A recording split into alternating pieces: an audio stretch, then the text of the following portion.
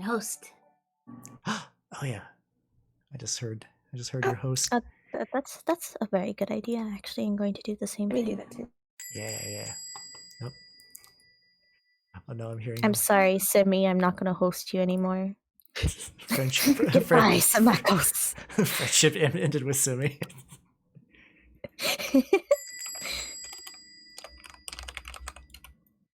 Oh, I gotta get stream labels up. I'm suddenly hearing a lot of noise. Wow, Yeah, look at this slideshow.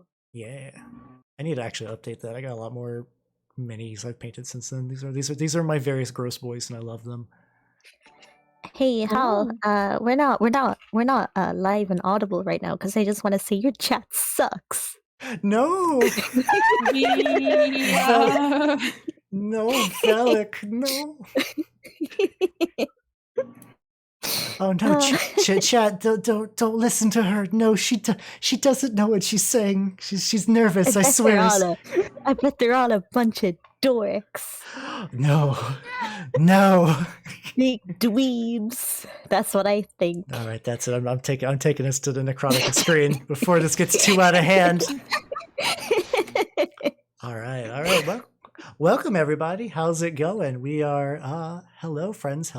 We are doing Nechronica today. It is a very exciting day. We have a lot of people to thank. I'm probably going to save all of the follow thank yous and stuff at the very end because last time I did this with Vampire, it was just like peppered throughout. So trust me, I'm hearing your stuff, and I appreciate you. And that's how it's going to go. Real quick, what I want to do is I want to introduce the players one by one, and I also want to I want you guys to do audio. Basically, I want you guys to see if everyone's audio sounds good. I can adjust the volume of anyone if they're too loud or too quiet. Then, oh yeah, I forgot to get some. Let me see some ambiance. So we'll start with Alice in the meantime. All right. Hello. I'm saying words. Shit. Should I say something like worthwhile, like introduce me? I guess not if we're doing sound check. You can do both. You can do both. All right. Hello. Fucking. I'm great at this for a streamer. Yeah. How's it sounding? How's it looking? Seems to be going good. Getting a little bit of zombie ambiance to this. Cool. All right. So sounds good. All right. So seen some fanciers in the crowd, Alice. Very nice. So assuming Alice sounds good. Also, at any point too, if we need to adjust the audio at any point during this game, let me know. I will do that. So we will start next with Charlotte. Introduce yourself, and we will test audio that way. Hi. I'm Charlotte. I'm black bear or Ursus americanus. I hope the audio is okay. I like horror stuff. I like Jurassic Park. I like am I frozen? No, I'm not frozen.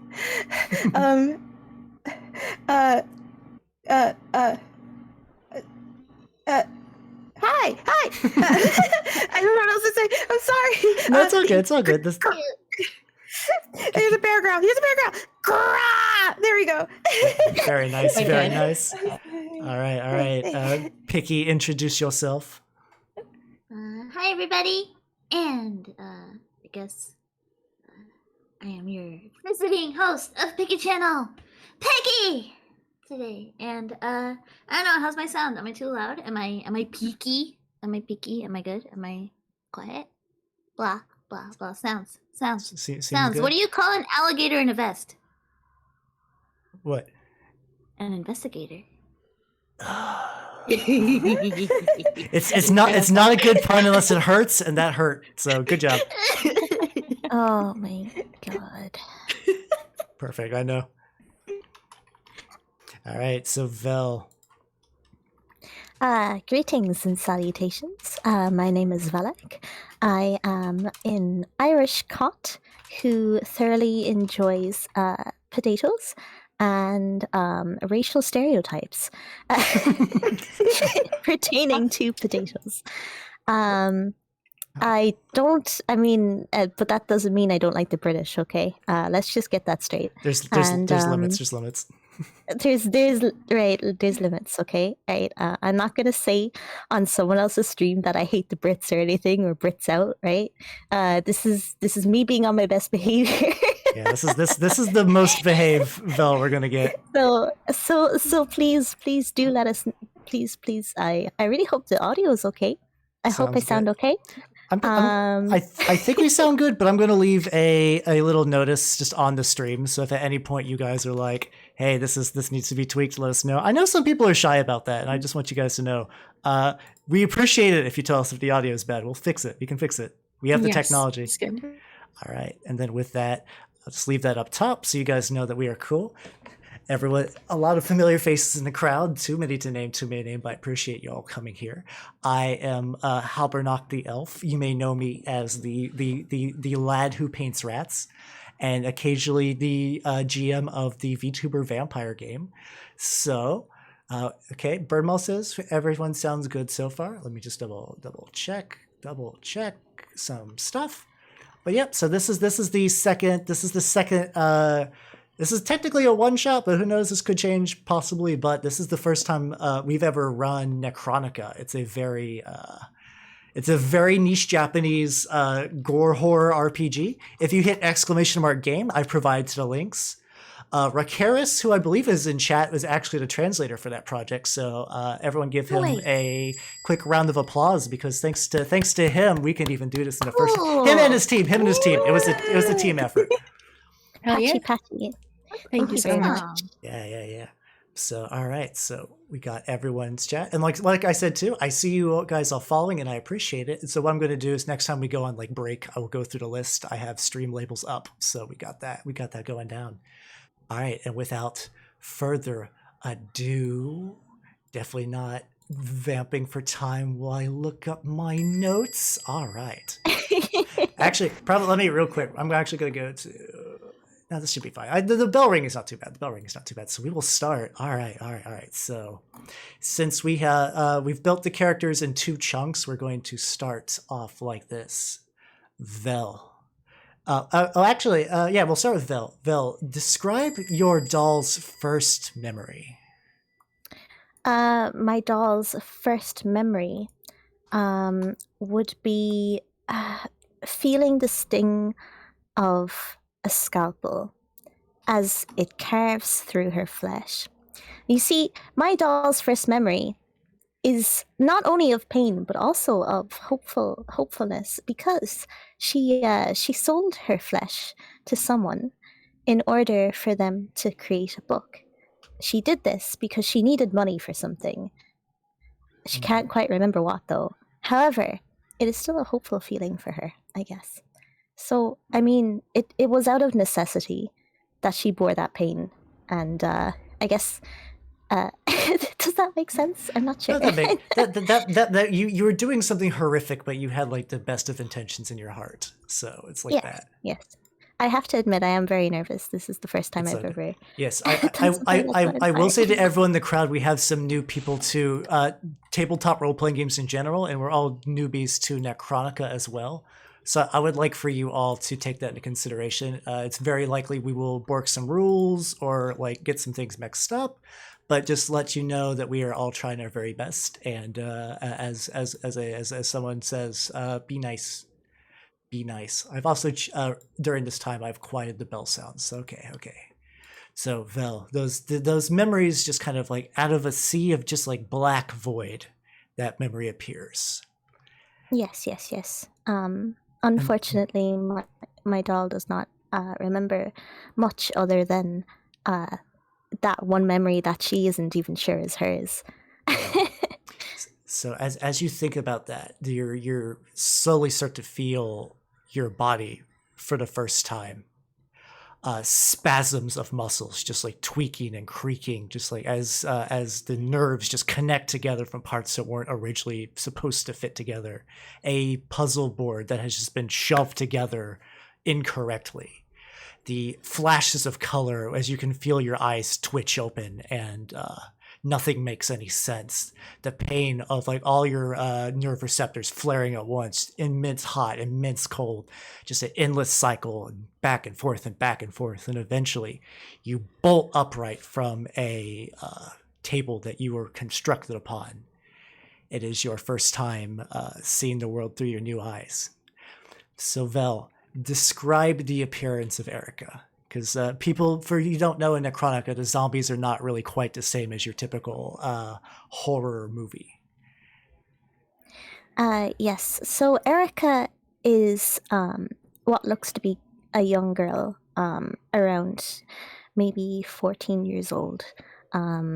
She has blunt bangs, I believe they're called, in your part of the world, and relatively long hair for somebody who will be involved in combat in some ways.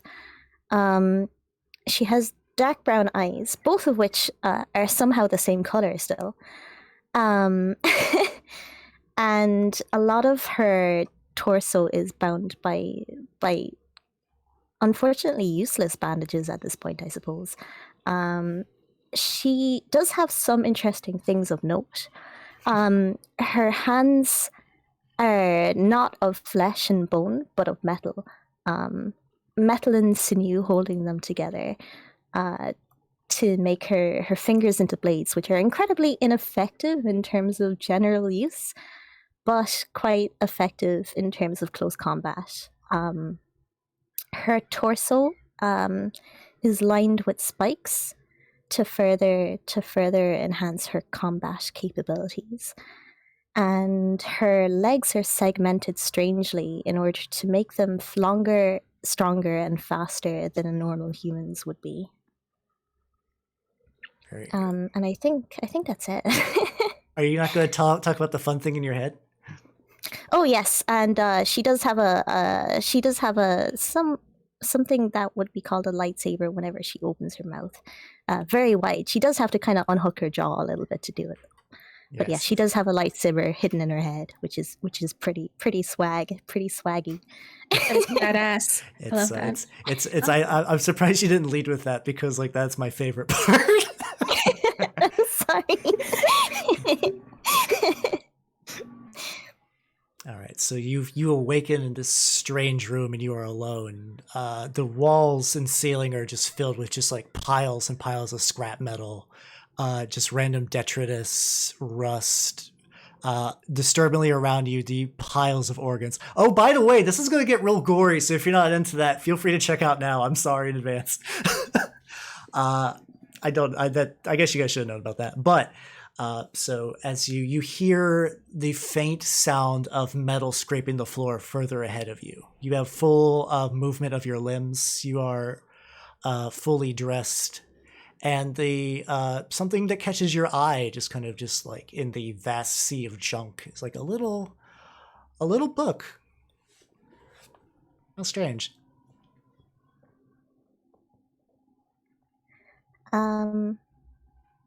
I would, if I have the ability to move, I would like to go to that book and pick it up, maybe rifle through its pages, and see if that jogs any further memories that I have. You are, well, as you look through the book, it feels very familiar, but unfortunately you can't read. Fantastic. But it's still, you still just kind of just tuck it away and it feels right. But then as you start moving around and making noise, the sound of metal scraping against the floor gets closer and closer. This is terrifying. I would like to investigate the noise, if that's okay, although with great trepidation. Oh yes. Would you like to go stealthy as well? We can do the very first roll of the game if you'd like to attempt it. I think that would be good. Yes, I would right. I would like that. So what you can do is you can roll a d10, or you can go to your sheet where it says action and just click the little button there. Sorry, I'm on my sheet. 1 second. Right. Sorry, I'm just having a look at it now. It's all good. It's all good. This is the first time for everyone, and everyone's rooting for you. I see chat right now. They're all very excited for you. I'll roll a d10 if that's okay. Sounds good. So, right, it's All right, so you roll a 9, so you succeed. So in this game, it's pretty binary, pass or fail. If you roll 5 or under, you fail. If you roll 6 or above, you succeed. So as you creep slowly and quietly through the mess of tangled junk, you see a large, the best way you could describe it is creature, but its size is almost like vehicular in just scale. Giant metallic spider legs trailing out through a giant tail-like bulk that's wrapped in dusty tarps and braided electrical cable. As the creature moves, soft moans escape from its torso as the pressure of the floor struggles to contain its bulk. Along its back, like stegosaurus spikes, are old yellowed computer desktops. From the front, the best thing you could understand is its head. Leans from left to right as it looks around. A cracked monitor full of static seems to still work for its eyes. And the only part that you recognize as human in some degree are just a pair of worn old man hands that just dangle from the base of the neck. It doesn't notice you as you walk around. Eventually, it turns away and goes back to the room you were in. On the creature's shoulder, when you get a good look, is what you can appears to be another of your kind. Her body is mostly comprised of 2 gigantic feathery bird wings, and where her legs should be are pairs of human arms that grip onto this creature's. The best thing you could approximate is a shoulder, almost like a weird twisted form of a pirate and his parrot. And the doll swings back and forth happily on this creature's back as she goes, "I can't wait to meet my new sister." And the creature just drags its bulk slowly to the room you were once in. Oh, have I? Oh no, maybe I should have stayed put and met them. Should I? It's up to you. You have options. Okay. Right, it's either going. Everyone's saying to eat the bird. No, I'm not gonna eat the burb. Yeah, no, the burb seems to be having a good time though. She's having a good time. I don't know. Maybe right. I suppose maybe I should make some noise. Maybe not so much as to startle the creature and his parrot, but certainly enough to make my presence known, if that's okay. All right, so as a way to gently introduce yourself and not make it freak out. So you can grab since you rolled good enough for your stealth, you can break stealth basically at will. You can just grab a chunk of just like a can from the wall and just kind of just rattle it. And then the creature turns its bulk slowly. It's large enough that it takes time to fully rotate 180 degrees as this massive tail scrapes against the side. And when its tail scrapes against the side, the moaning increases in volume for a brief moment and then eventually ceases. And then the little bird doll on his shoulder is like, "My sister, hello." And then the big creature just kind of pulls down and just looks at you in the face. "You are a live unit 4. Excellent." As it just, the best you can tell is it just stares you up and down. And then the little birdie says, don't be afraid. That's your dad, the necromancer. He made you." This is terrifying. That means I'm doing a good job. Oh my god. I would like to firstly take a step back to reintroduce some personal space around myself. And Unit 4, is that my name, or do I have a name yet? Assume that you know your name's Erica, but it doesn't know that for certain. You don't know why your own name's Erica even, but you just know it deep in your zombified heart. Yes. Well, I would like to say first. I guess I would like to say hello. I would like to ask what I'm doing here, if that's okay, and I would like to inquire as to why there's a big pile of organs in the other room, because that seems like it should be worth questioning. All right, so you ask that of the necromancer and just leans in close to you, examines you. The detritus that would not work for your construction. You've turned out fine. Go get your sisters. I have a mission for you. Go where? This is your home. And then the bird doll flaps down like, I'm Beatrice. Hi, I'll show you around. You're gonna live here now. As she like reaches one of her human arm legs to give you a handshake. I mean, can I shake her hand? I do have scissor hands. I do have creepy little blade hands. Would it not be to her detriment? I've seen Edward Scissorhands. You can shake scissors. You just gotta be very careful. All right, I very, very carefully extend a hand, and say hello to Beatrice.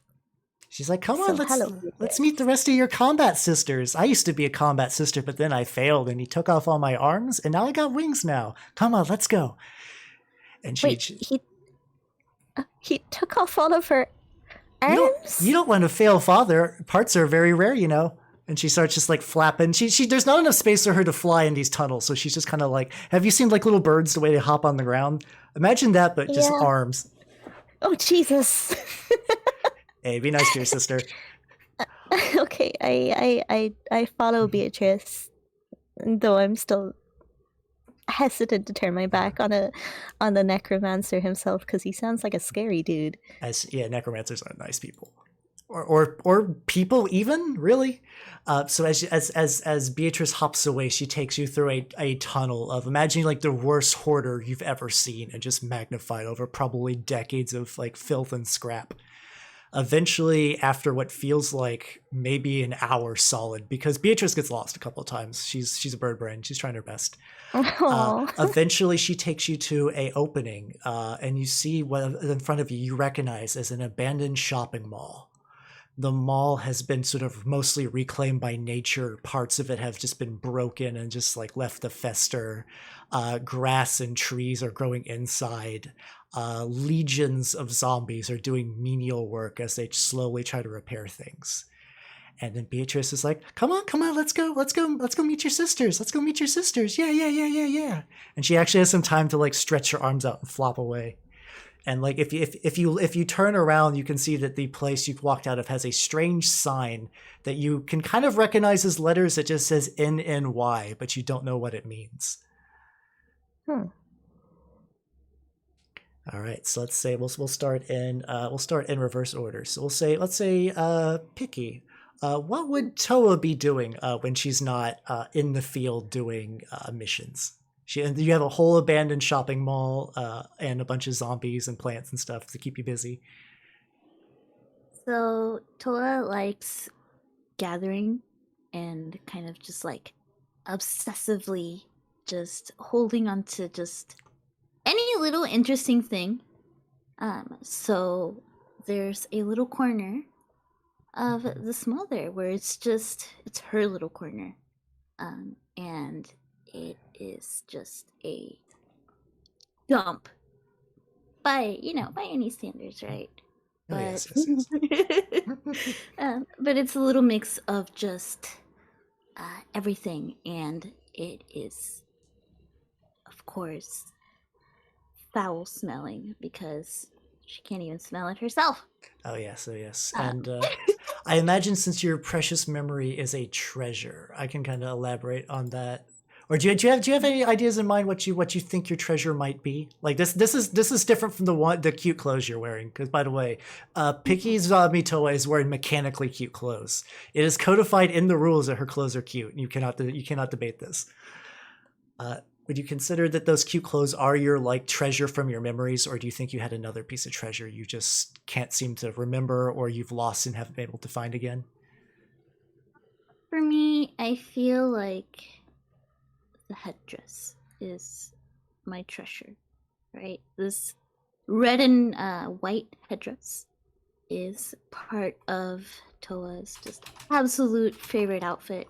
Can't really remember from when, can't really remember from what time, but just it's the one thing that makes her feel like not a monster. All right. Right? Yeah. It is the one thing that, even in, anywhere, it's the one thing that makes her feel like not a monster. And so she is obsessed with it and will wear it day and night. And you won't see her without these, basically, ever.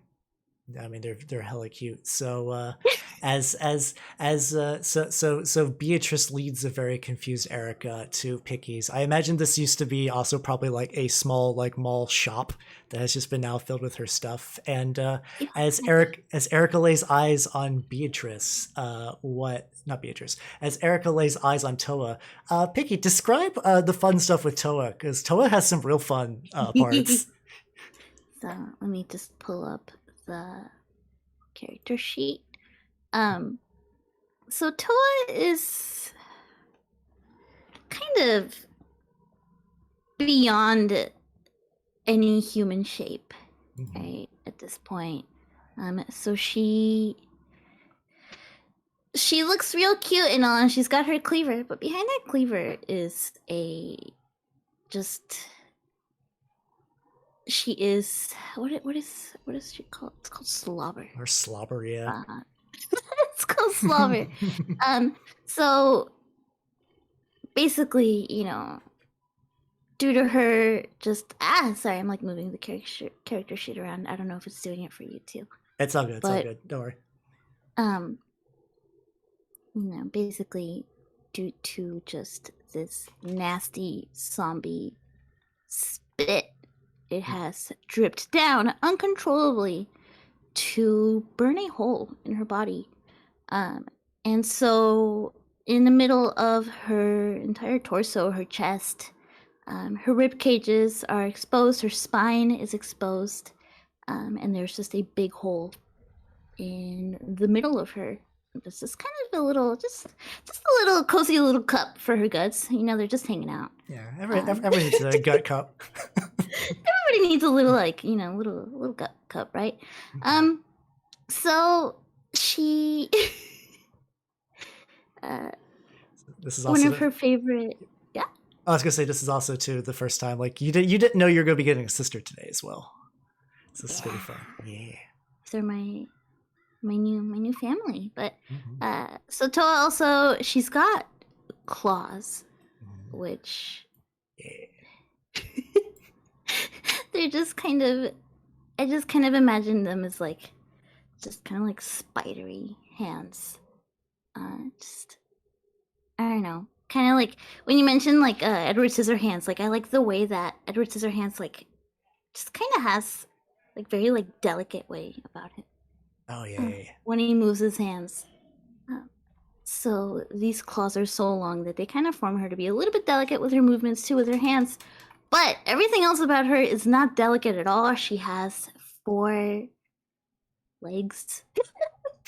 4 legs, and they are not really human or beast legs at this point. They're just kind of mutated flesh that has just begun to rot so much that it is just covered with very many different types of fungi.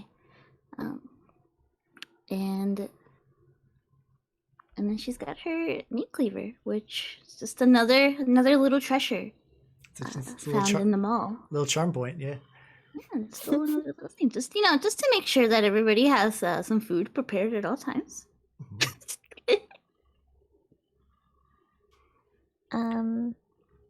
Okay, so will I say hello? Will I say hello to Towa? Yes. Right. I gingerly raise one. To be honest, I'm a little bit taken aback. It's the first time I've ever seen. I mean, apart from the necromancer, I suppose, in Beatrice, but at least with Beatrice, she's still. I mean, apart from the wings and the fact her arms are not where they should, technically be. Yeah. She's close enough. Yeah. she's close. She's close enough. So I suppose Towa kind of takes her aback a little bit, but she still, Erica still raises one metal hand quite gingerly and gives a couple of clacks of a wave. She still doesn't really know what to make of everything, so I suppose she's a little bit shy. But she still introduces herself quite reservedly, saying, hello, my name's Erica, I think, and I'm your new sister, I guess, according to Beatrice. Beatrice looks very happy. She's like flapping her wings everywhere, just kind of doing like the little cute happy bird dance, but like people. And I guess that's kind of it. I'm not 100% sure. She's just very kind of still very shaky about everything. She still isn't 100% about why she's here or what her purpose is, apart from the very few short sentences that the necromancer has told her in the first place. Mm-hmm. How's Towa feel about her new sister? Towa immediately looks at her and hears her cute soft voice, and so Towa's first instinct is cute. Can I collect you? She just wants to keep her immediately. I guess no like assumption at all that this may be like a sister. Just like, this is cute. I'm gonna keep it here in my stash until it, until I can just keep it here forever. And even if she rots, it's fine. a That's little fine. spot. Yeah. Let's put you in the rot pile. That's all good. Yeah, very collectible. Yeah. And then Beatrice is like, "Oh no, we gotta keep going. We gotta hurry. Come on. We gotta meet your other sisters. Come on. Let's go. I'm so excited." She's like flapping. Also occasionally as she flaps, her wings just go rigid and she just like slams onto the ground. And then she's like, I'm fine. Let's go meet your other sister. Okay. I follow Beatrice, or Erica rather. Jesus, Erica follows Beatrice. It's not me. It's Erica. Okay, it's not me. Follows Beatrice. She's very concerned. She's very concerned for Beatrice's well-being. Though with one last lingering look at Towa, more out of a little bit of confusion more than anything else. And an apologetic look at that as she allows herself to be dragged away. Oh, Beatrice is also waving at Towa too to come. This is the whole gang is being assembled. Oh, excellent. Yeah, usually Towa, you know that this means a mission is about to be afoot. So unfortunately, you're gonna have to go away from your collection just for a short amount of time. You'll be back. You're always back. You're one of the few dolls that does come back. Unfortunately, let's just say you might have gone through a couple of sisters over the years. Alright, I'll crawl along with my 4 legs. Yeah, splorp. All right, so Charlotte, what is Madeline up to?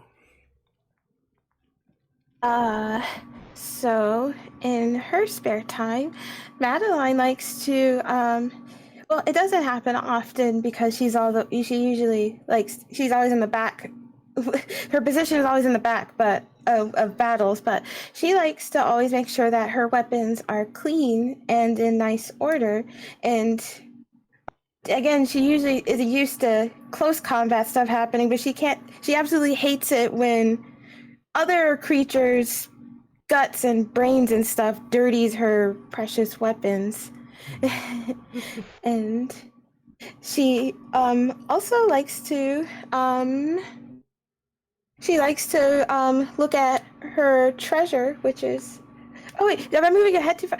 She likes to also look at her treasure, which is a photograph. Ooh, you're doing good. Okay.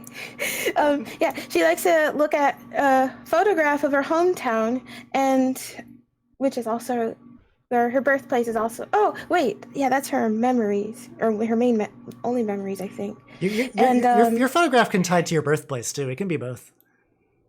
Okay, cool. And yeah.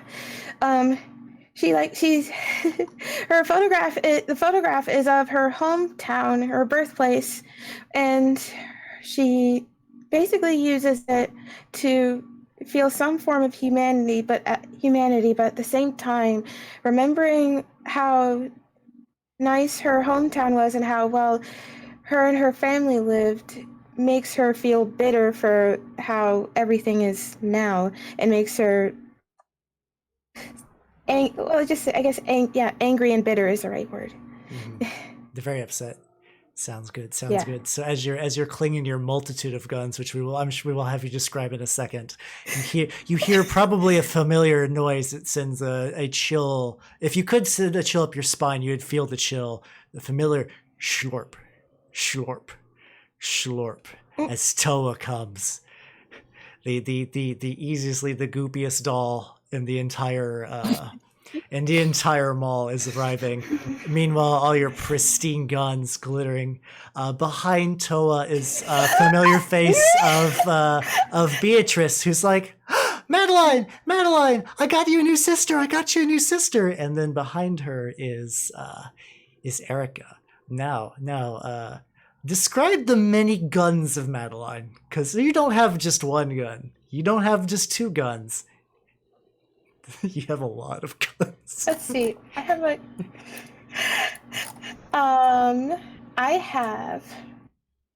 let's see. I have my favorite. Okay, I have a classic sniper. Madeline has a classic sniper rifle. I think you should always have that. Obviously, you should always have just a regular classic sniper rifle to pop heads or pick off body parts from far away during a battle. I have a bear gun, which is thematic. Yeah, that's right. Yeah, it's how would you describe a bear gun? I imagine it's just How do I describe it? It's like a thick gun. Because like probably some sort of like hunting rifle, yeah. Yeah, it's like a really thick, kind of like a hunting rifle.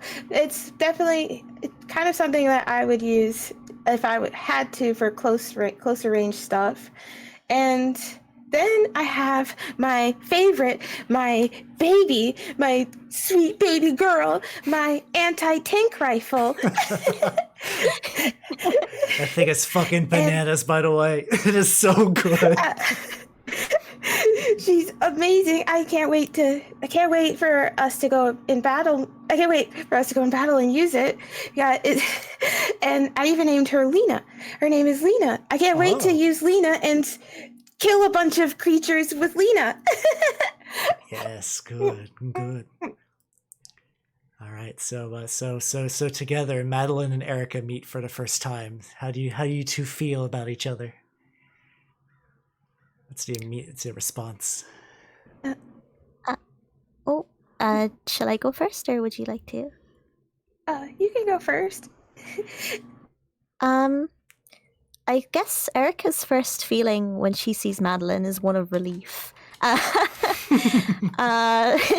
She immediately feels a lot more of a kinship with Madeline, and to be honest, seeing someone in such a mess of strangeness, with something so familiar as weaponry, which she obviously takes very good care of, so she must be quite skilled, or at least someone to follow, makes Erica feel actually very, very warm towards her immediately, even before even speaking to her. But yeah, she would she wouldn't show those kind of feelings outwardly, though. She is quite a reserved person, not cold but quite cool. So she does the same thing. She does the same hand gesture. She holds up her creepy little claws her creepy little blade handies, Aw. gives a little schnicky schnacky as a hello, and introduces herself as Erica. And I guess I'm your new sister according to Beatrice, and it's nice to meet you. Mhm. How does Madeline feel? So, Madeline is she's sorry.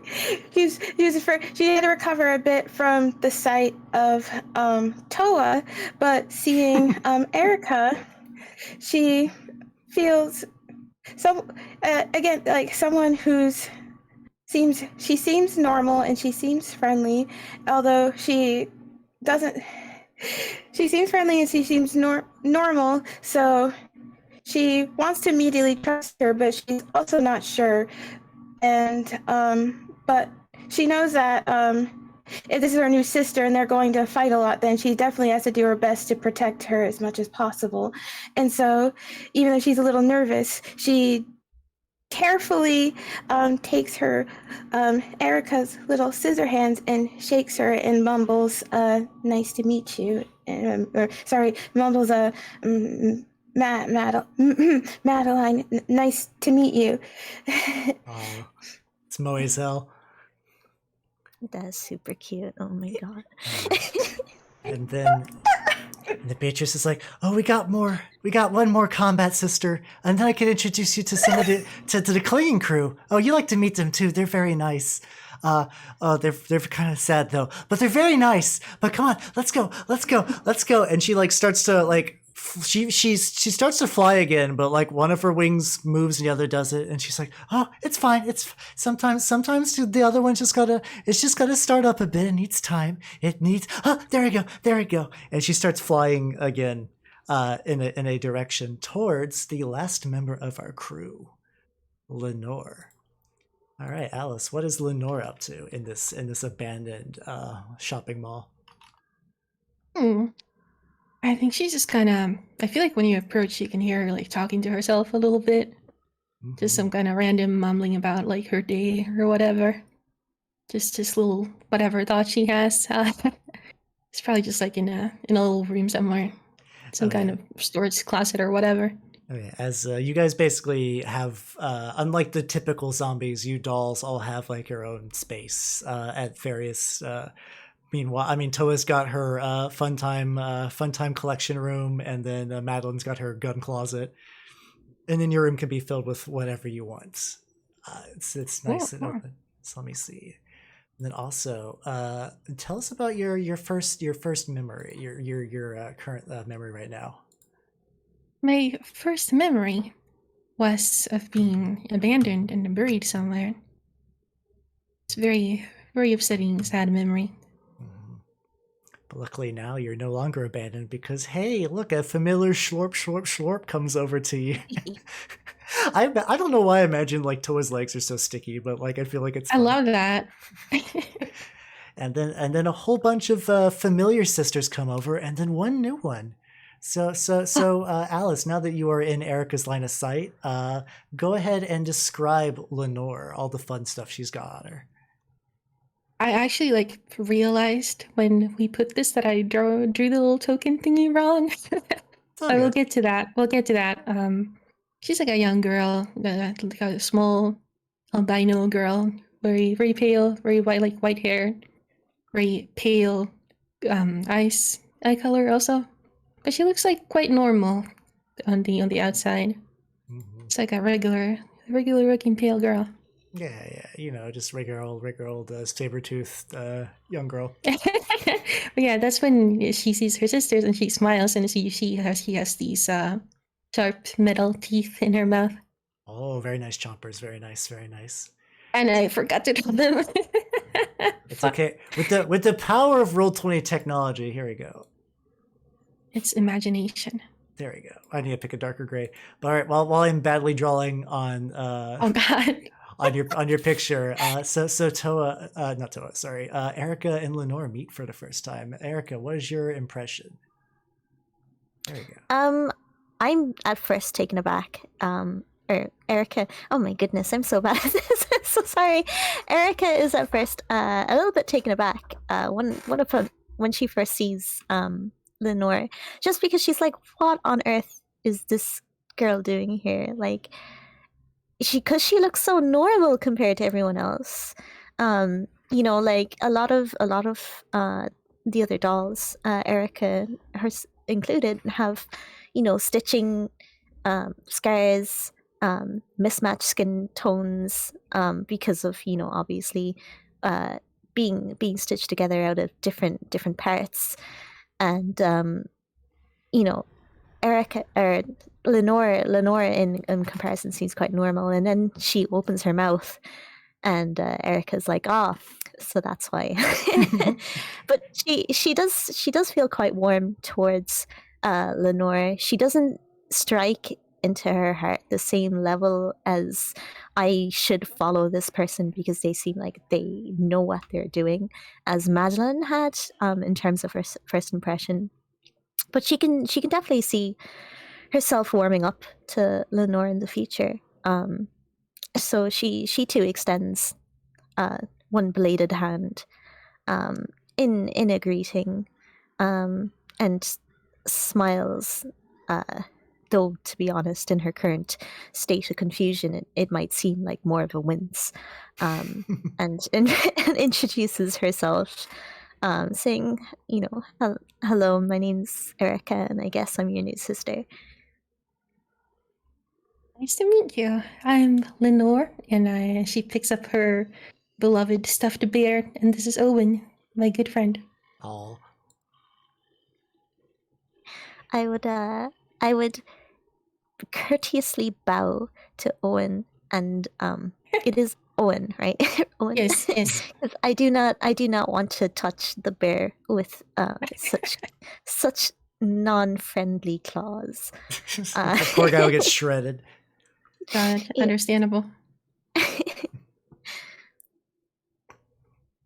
All right, you guys have all greeted, and so as now the party is one. So as you guys are kind of just like, oh wow, sisters, friendship, you hear the sound of just like frenetic scurrying as two other dolls come to greet you. One of them basically looks like a small trash compactor with human arms and legs, and the head of a girl on it. And the other one, much taller, much more dour looking. Obvious wounds on her body where things were extracted. Her arms now just like one arm is a mop, the other arm is a broom. She looks very dour as she just kind of like, she looks at all of you and then like turns to look away.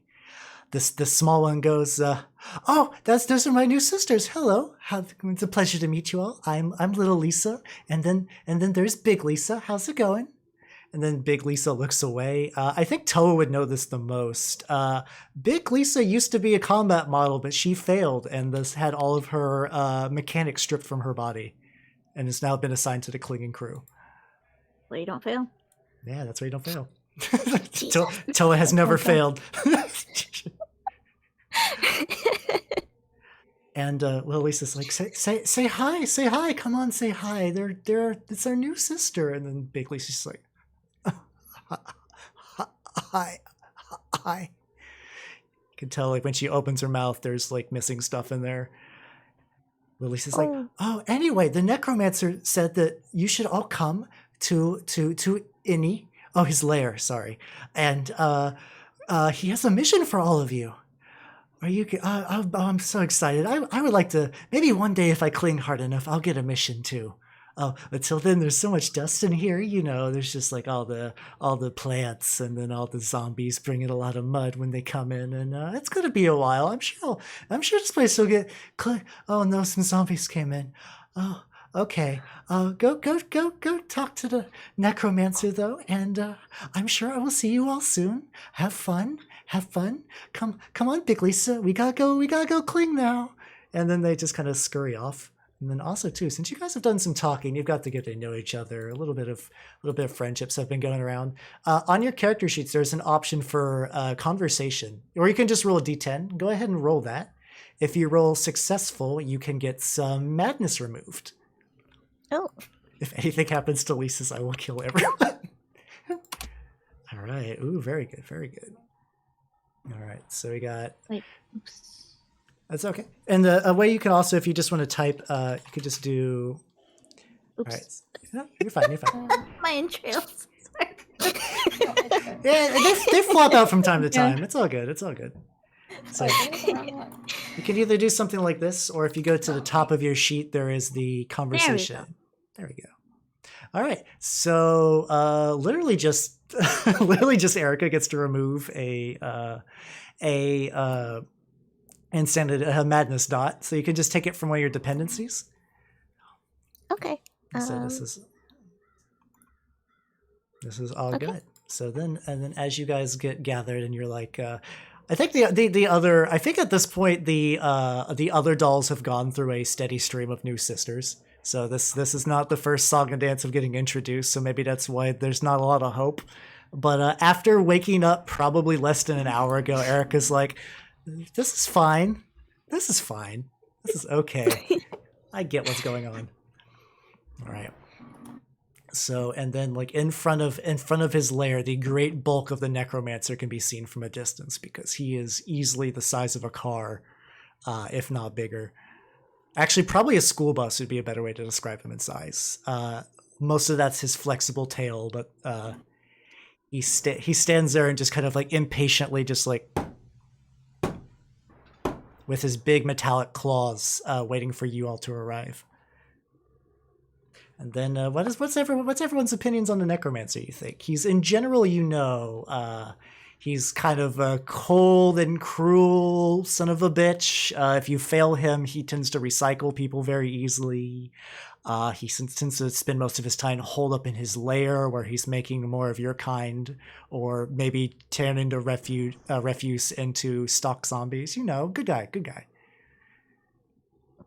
I think in terms of Erica, I feel like her opinion on the necromancer.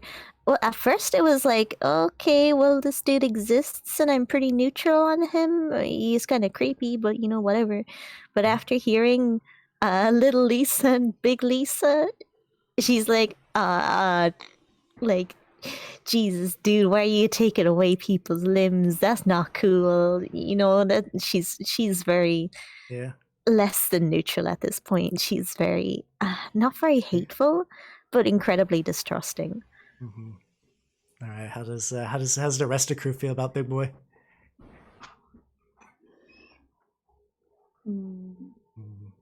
Well, I would say Madeline doesn't. Well, she at first when she was brought back to life, she instead to get back together, she was extremely grateful for feeling like she got a second chance at life. But afterwards, after a while, she feels she feels not really, it's not anger, but it's more like she feels cold towards him because she knows that she feels cold because she knows that if she fails at any time, then she could just easily be thrown away. And she wants to keep having a purpose and an actual purpose in life, and she doesn't want to be thrown away. So she wants to keep working hard so she doesn't, Plus, you want to keep all those sweet guns, yeah. Yeah. And then what about Lenore and Towa? I think he's creepy, but he gives me more sisters all the time. So I'm I don't hate him, Yeah, by the We're time friends. when you get tired of a sister, sometimes they just vanish, and then the new one shows up. How does Towa feel? Also, probably if you want some like background, I imagine Towa's probably the elder sister, since like you are the hardest to kill. Yeah, so I was thinking Towa absolutely admires him and thinks he is an artist in every way, and just is obsessed with the creations that he pumps out, even if they are kind of creations of like madness and pain. But she's kind of beyond, beyond feeling bad for like, yeah, okay, Yeah, but plus he made you, and like you're a pretty good specimen. Yeah. Yeah, exactly. So when you all show up to the necromancer, he like looks you all up and down. So he looks over first at Lenore, Unit 1. Looks over at Madeline, Unit 2. Actually, I think at this point, Towa will be Unit 1. Lenore will be Unit 2. Madeline, right? Unit 3. He won't actually say Madeline. He'll say just Unit 3. He doesn't tend to use names because he's an asshole. And then looks over, my newly created Unit 4. I see you have all become acquainted with each other. It is time for your first test to see if you are worthy of the parts I have given to all of you. My scouts, Scout 1, found a relic of the old world. 2 chrome capsules that were taken into an abandoned hospital not far from here. I tasked her to retrieve these, but she has gone silent and cold. Your first task, above all else, will be to the recovery of these capsules, for I need them more than I value all of your lives. Should you find the pieces of Scout 1 while you're in the field, return them to me, for I wish to recycle them. That is all. Go. And he just like extends one of his big metallic legs just towards the exit of the mall. And then Beatrice is like, oh, can I go out too? Can I go out too, Necromancer? And then he just like turns away and just like doesn't acknowledge her. So she just kind of just flaps there dejectedly. Oh, well, have fun, everybody. Come back safe. I'll be waiting for you all. Please come back. Please come back. Well, bye. And then she kind of flaps off. You can tell that she's not taking this very well. No, Beatrice. Beatrice. Everyone loves Beatrice. All right. So as you all like leave the mall, this is the first time you're able to sort of see the outside world. I guess you could, in theory, try to sneak. Some suggestions from the chat. You could try to sneak Beatrice out, though. If you fail, there's a chance of angering the necromancer. It's up to you guys.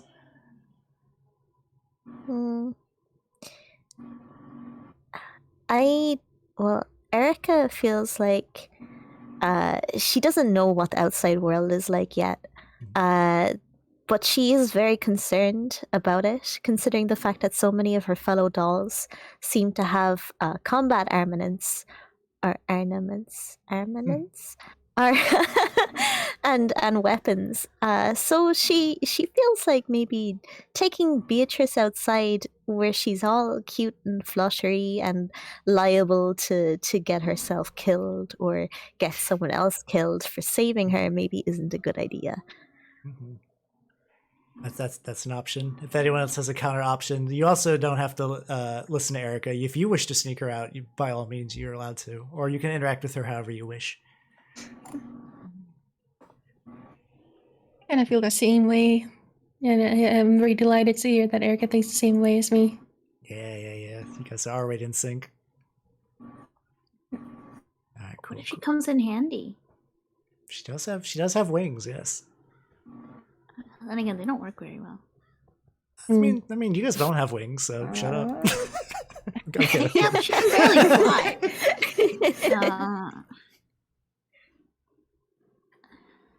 She can stay. All right, so it seems like the opinion is to let Beatrice stay behind. So you all can leave her. She looks dejected, but she doesn't attempt to follow without coercion. So as you leave the mall, you get to see the outside world. The first time for Erica. Rarely you guys, even the rest of you, rarely go outside, and it is strangely beautiful. Like you guys don't know the history of the world or really anything outside of what you've picked up from your missions or what the necromancer has taught you, or your own memories. But at this point, the city has been almost entirely reclaimed by nature. Like the abandoned mall has been maintained well enough by the continual use of the necromancer and his various dolls and zombies, but outdoors is another story. Just lush forest punctuated by decrepit skyscrapers, roads that are cracked and filled with weeds and grass to the point where you can even barely tell there's a road there. And the basically the remnants of all natural life, though, has, other than plants, has been scoured clean. There's no birds, there's no dogs or cats or mice, nothing. The only sign of movement you can see is in the distance. There appears to be a lanky metallic form carrying a big sack that is slowly walking towards you all. No rats, yeah, no rats here.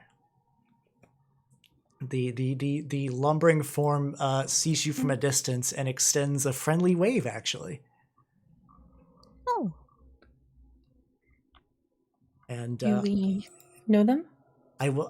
For everyone who's not Erica, you recognize this as the parts collector. It is not a doll or a zombie of any sort, but a robot that occasionally comes over here to exchange the rare scavenged corpses it can find to the necromancer in exchange for technology to keep it alive. And it, as it gets closer, it goes, "Howdy, neighbors. How is it going? Hi. Hi." As you look close, its body has been just like badly... It's not doing great, but most things aren't at this point. But it seems to be like, as you look close, it doesn't even really have a head. It just sort of has what I can best describe as like a can with buttons on it. It seems to be friendly enough. Everything else is just very thin, rusted metal that just kind of flops around. "Oh, I see you have a new friend with you. I have come with my sack of goods and services. I found... Oh, check this out." And he pulls out just like a relatively fresh-looking leg. "I found this on the road near the hospital." Oh. Oh. Oh. Oh? Oh. That wouldn't be the leg of a certain scout, would it? Oh no, I found one of those legs a bit farther away from here, and he like reaches down and he pulls out an arm. He's like, "Ha ha, that's not a leg, that's an arm." And that time you actually see the demolted, rotted flesh of a doll.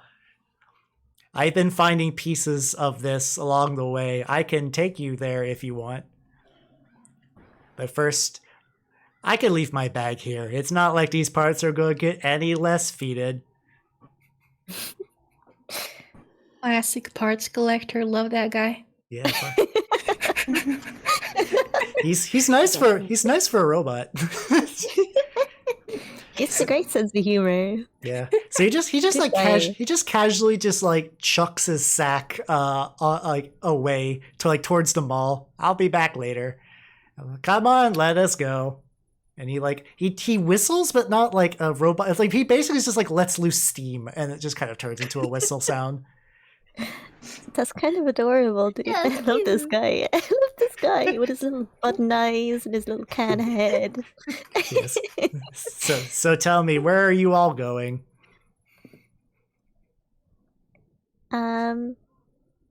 You can tell me. Erica kind of looks at Towa because she kind of recognizes that Towa's like the eldest and probably the one that knows her way around the most. And seeing that Towa doesn't seem to be antagonistic towards the parts collector, she's just like, "Oh, we've been told to go to the abandoned hospital."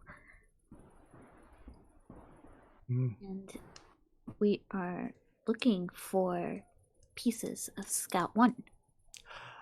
Oh, that's what those pieces were. They were still moving, so I put them in the sack, because usually that means something bad has happened. Not the first time. Ha ha ha ha ha ha ha ha ha. I have stopped laughing now. I'm sorry. Are those the ones that are in the bag?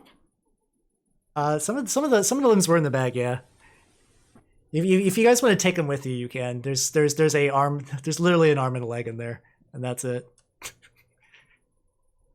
If you wish to bring them to whenever you find Scout 1.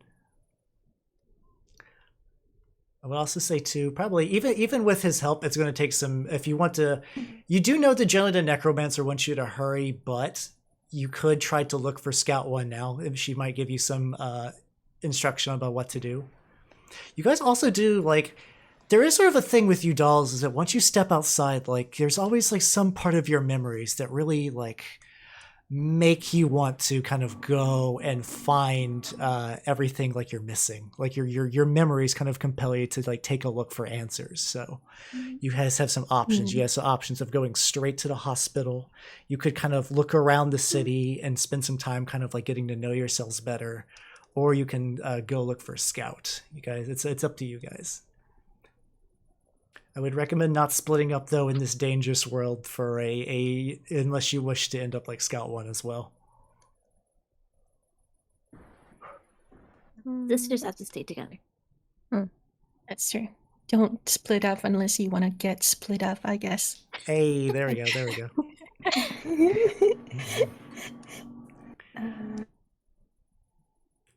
Sounds good. Sounds good. You got a whole city ahead of you, but then also.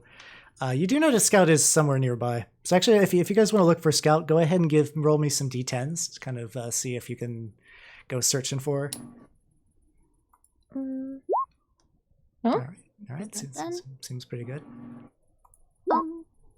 Alrighty. All right. Well, it makes sense that Erica doesn't know her way around the outside just yet. You're just like looking over it like the remnants of like gas stations and everything. Relatively things aren't for what the rest of you know, that this place wasn't really touched by sort of the violence that other sections of the world might have experienced, but it has definitely fallen to ruin. And meanwhile, Towa, expert wilderness scout that she is, starts to like noticing like, oh hey, there's a finger in the grass over here. Oh, over here. Oh, I recognize that. That's a kidney. And you kind of just like together with the help of your sisters, Lenore and Madeline, eventually you just kind of find just like a head just lying on a pile of leaves, just kind of looking up at the sky.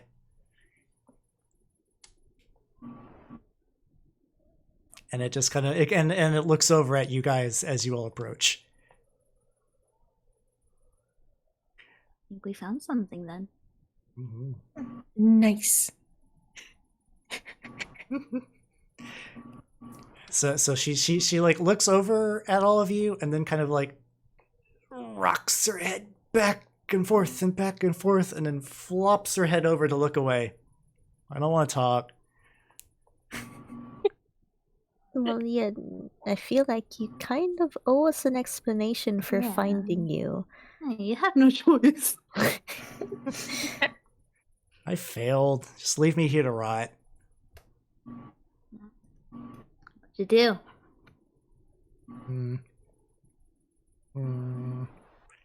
You can be of some use to us. Maybe you could tell us what happened and how you failed. Why should I, though? All you guys are going to do is take me back to Pops, and he's going to stick a Roomba on my torso, and then the rest of my life is getting hit by feet.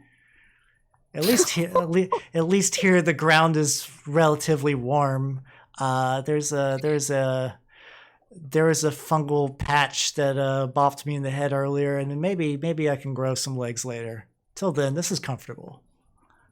I feel safe here on the dirt. So if you don't mind, just leave me be. Look, you got two options. Head on the ground. You either see, I'm just head on the ground to all of you. My name's Scarlet. Of course, you combat models wouldn't know anything about that, huh? You don't have a name to me. You either come with us and do what we say, or you end up in my collection. What sounds good? Go ahead and do a conversation roll real quick. Let's do it. Yeah, let's do it. Oh, I did too. All right. Hey, we'll use the top one. Use the top one.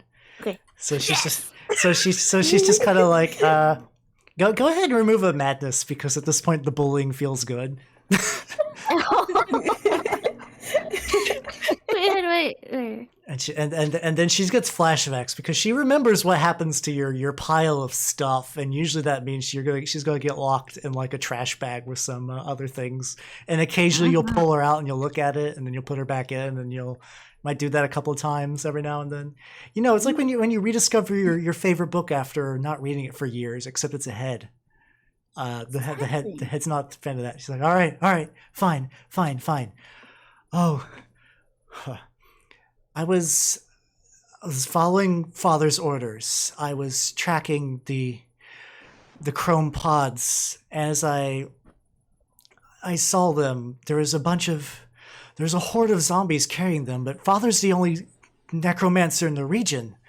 So I was going to go investigate, and I got close, and then all of a sudden I got attacked by a doll that wasn't one of ours, and I was no match for her. I didn't have any weapons. I'm a scout. And she hacked me to pieces and just threw me all over, and now I'm here on the ground. Now you're bullying me. Just I don't know, do what you want. I don't care. I'll take you. Just put me somewhere high. I hate life. I hate death. I hate all of you. I haven't seen you before, but I hate you too. Looking over at Erica. I hate Linda. I hate you. You're too normal, and I hate you and your stupid guns. I hate you and your squishy feet, and I hate you and your stupid fucking claws. Just stick one of them in my eyes and just get it over with. I'm ready for it. Come on, death, take me now. Well, maybe if you're a good little head, we'll put you on top of a tree branch, and then you can have a look at all the cute little flowers and cute little mushrooms growing on the ground. But if you're a bad head and you don't tell us all about that doll that you mentioned earlier, maybe we're going to kick you around for soccer practice. What route do you want to take here, head on the ground? Okay, go ahead and give me a conversation check. Okay. I roll. You can just do it. You can just do a D10 too if you don't want to use the button. You critted. All right, so go ahead. Also remove another madness track, and then she's just like, "Okay, Jesus, Pops keeps making these psychopaths." All right, I'll tell you, but would you actually leave me on a tree later after this? After I take you to the hospital and tell you about everything I saw, would you let me become a tree? Oh, how I want to be a tree. I mean, maybe. Possibly. Maybe. Do we need the hand?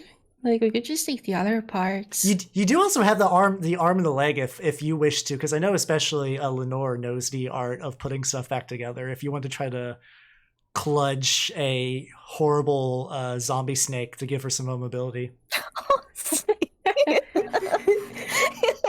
That would just be another that'd be a D10 roll if you want to do some makeshift surgery with the bitch you got. We could give her like she could walk around on one arm and one leg. Yeah. Just a head with. Yeah. All right. See how it goes. Roll me a D10. We'll see what kind of abomination you make. You figured a necromancer can do it. Hey, there we go. All right. Yeah. So you got Lenore has like a little medical kit on her arm. So you got some like extra threads and needles and like some bandages. And this won't expend that or anything, but you just kind of go to work. And then she's like, Scott's like, what are you doing? What are you doing? Oh. And then like you kind of like step back and you look, and like from one side of the head is the arm, and from the other side of the head is the leg. And she just kind of like squat walks around like she's like, I hate this, but I guess I can move. All right, I'll take you where you need to go, but please afterwards put me high up in a tree so no one will ever look at me. This is awful. When I think too hard, my fingers twitch. I don't like this. Oh, I don't know. I think it's kind of cute. You would, wouldn't you? You fucking combat model. Let's go. And then she just kind of just like crab walks, or it's easier for her just to move like sideways because she could just like extend arm, pull it back. Sadist mode. Yes. So she leads you to the hospital, and as you guys get closer, she's like, "The doll. I don't know who made the doll. It's definitely not one of Father's, but it seems sad. It was holding a helmet of some sort, and she was talking about using the capsules for something that I couldn't hear because she shot me in the head shortly afterwards. And then she like bops her head on a rock on the ground. Oh, I'm not used to this. I hate this so much. But she's clearly got control of the zombies somehow. I don't know how. A doll shouldn't have zombies like this, but she's doing it. And she's, in the distance, there's the hospital.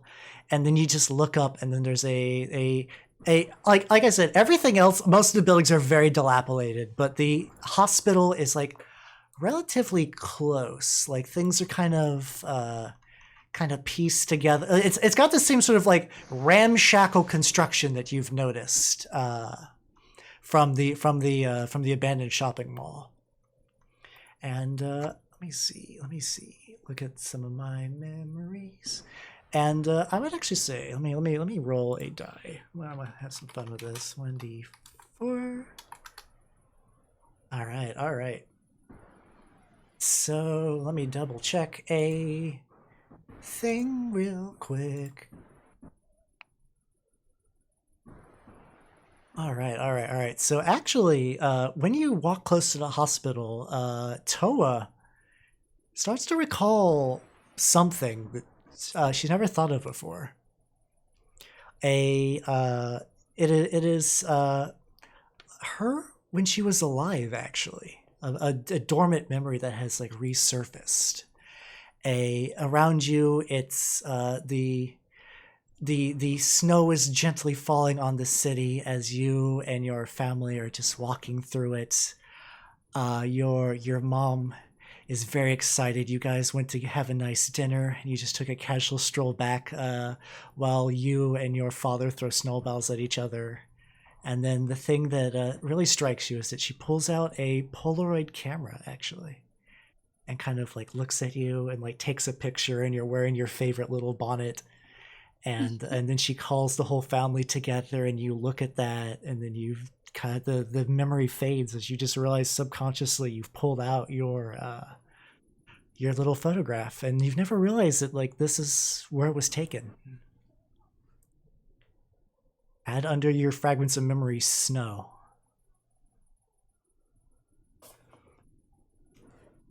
As you realize, for despite being easily the most monstrous of the dolls, you've had like a little spark just come back to you all of a sudden. Snow? Snow, yes.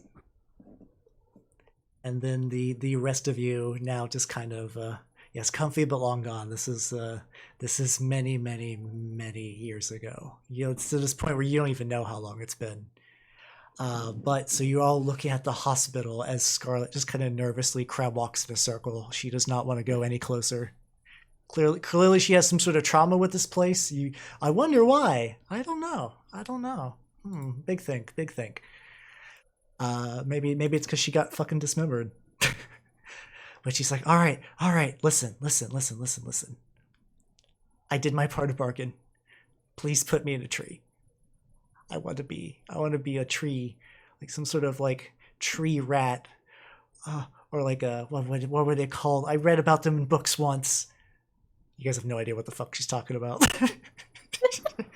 She's like, they had bushy tails and oh, never mind. You combat models don't read. Just put me in the tree, please. I've done my job. Don't take me back to father. Don't. He'll recycle me. Please don't. Please don't. It's up to you guys, though. You can. Can we just see our arm and the leg back and just put the head? Yeah, you can do that. You don't even have to roll for that. Oh. You put them together, Lenore. You can easily separate them.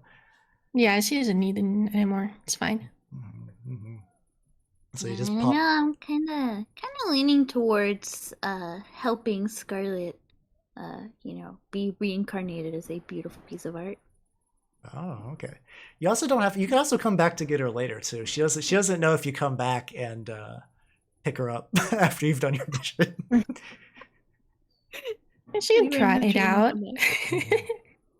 A trial period of being a tree.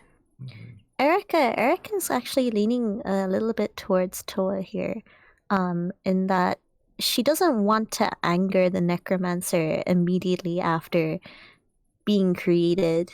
She's still very distrustful of him, but she has a healthy dose of fear as well, and she doesn't want to do anything to screw herself over.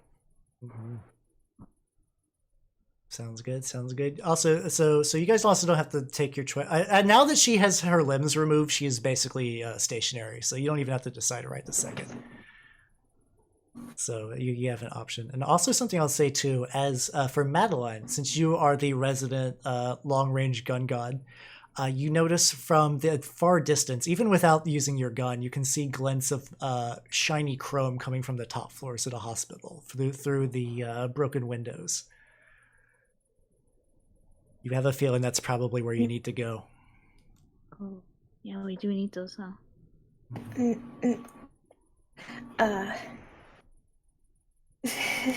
So, Madeline notices and Madeline notices and while she doesn't really care that much what happens, she also doesn't really think, well, what happens to the the scout that failed. She also doesn't really think that the necromancer would mind that much if it was we just brought back her limbs but not her head, and he probably wouldn't even know if we just said that we couldn't find her head. So, but she wants to hurry, and she does want to hurry so that they're not too far behind schedule with the current mission, and head right to battle. Sounds good. Sounds good. Yeah, you can definitely tell. You hear groans coming from the hospital as well. Though no one else really notices quite the shiny bits as much as Madeline does. So yes, you have options for approach. You could barge in, guns a-blazing. You could try to sneak in. If you have any other ideas, you could theoretically use Scarlet's head as a distraction, if you wish. Oh, well, that's a good idea. Let's do that. So how do I do it? So how about we grab Charlotte's head? I mean, how about we grab Scarlet's head? Grab Charlotte's head. Gotcha. Head. No, we grab Scarlet's head. Gonna pet the bear. Oh, wait, are we at the front of the hospital, or where's our position of the hospital? You're coming in through the side. Like, basically imagine there's like a forest around the hospital, but there's sort of like a clearing. So you're not like head on. Why does Beatrice get a free pass, but Scarlet's okay to eat? So I say we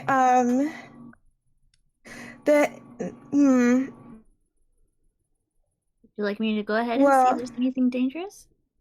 Yeah, how about we check the first floor first? We hold on to Scarlet and we check the first floor, and if we hear anything, as soon as we hear anything suspicious or dangerous, then we lob her into the next room.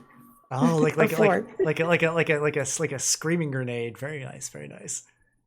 Yeah, and also, I'll just pick her up. Let's just say I'm picking her up right now, and we'll just say that if you scream, if you make any noise or scream before we actually need you to scream, then you're definitely going to regret it, and you'll also regret it if you get any of your nasty blood or gross brain vomit on my precious guns.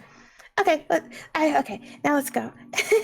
She seems she's all she didn't have much joy in her face, but like every bit of like life has just kind of just like realizing that like this is life now. She can't do anything to stop it. She just actually let's see. Let's go give me a conversation check. Give me a conversation check. Oh, okay. Okay. Yeah, so let's do that. All right, so remove a insanity, or remove a madness point, and because she's at that point she's just like, Okay. All right. Let's go, I guess. All right. And then she gets quiet, wait. and then Scarlet's head is effectively in your inventory, more or less. You can write that down. You can write that down as a body part. Just write Scarlet's head. It does nothing right now. But if you want to stick it in one of your slots, that will mean if someone stabs you like in the head or something, and that's where you're holding Scarlet's head, her head will also get damaged. But Okay, I'll put her on my back then, I guess. Highest honor is to be defensible. Where do I move a? Sorry, where do I move a madness check? Oh, sorry. Where do I move a madness point? Sorry. If you go to the top of your sheet, there's like the feathers and there's all the red dots. You just take one of those red dots and go ahead and remove it. It's once again the mutual bullying of Scarlet feels good actually. What's it with Carmen? God, you're right. This is the second time throwing a head has happened in one of my campaigns. Jesus Christ. I didn't even plan it. All right. So you guys enter the first floor, and the first floor of this hospital has been cleared out of anything that would kind of resemble a normal like emergency room. I mean, like an entrance hall. Sorry, not emergency room, an entrance hall. All the chairs have been removed. All like basically anything that would be a welcoming part of a hospital has been just torn away. However, in the distance, you see stairs, and what appears to be just like wooden planks have been laid down so that something could be like slid up the stairs instead of probably what you guess are the chrome pods. So they've kind of, there's some degree of intelligence at work here. It's not just mindless zombies being mindless zombies. The hospital definitely smells of bad meat, but there is no peppermint oil to be had. It's nothing smells good in Nechronica. Let's go with that. Nothing smells good in this game. At best, you can hope to smell like a mechanic shop, like butt crack, sweat, and all. But like the worst is probably Towa's legs. Let's be real. You got options. That's the sliding scale. That's the sliding scale. All right, so you do know there's effectively like there's many floors to this hospital, but you know you need to go to the tippity top. So you have your scream grenade, aka Scarlet's head. You have the option to stealth your way up as well. You could also just go guns blazing too and try to get a drop on everybody if you just kind of just like run up. Got some options. You got some options. There's nothing. Is there anything interesting in the space that we're in at the moment? You could poke around actually. You could poke around if you want. If you give me a D10 just to kind of look around and kind of see if there's anything that like catches your eye. Oh. Looks like a hospital. But the rest of you can do that. The rest of you actually want to look around. Yeah, I'll say for memory reasons, Charlotte and Alice go ahead and roll since Picky got her memory. Oh, no, you definitely don't find shit.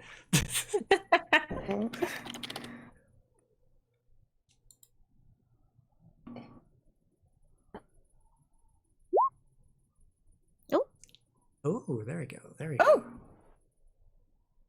There we go. All right, so let me take a quick look. All right, so I'm going to say here, this is actually you have very faint memories of this place. You were at the time. Like you kind of just look around at the reception area, and it, like in your brain it starts to sort of repiece itself back together as like a fully functioning hospital. You are unfortunately very sick. You were taken up to one of the higher floor rooms where you were kind of given a very intense treatment for your body. You don't, unfortunately, as a doll, you don't quite know much about medicine, but you can tell it must have been real touch and go for a while. But you do know that like this is also when you think of your hometown, like you still haven't left at all.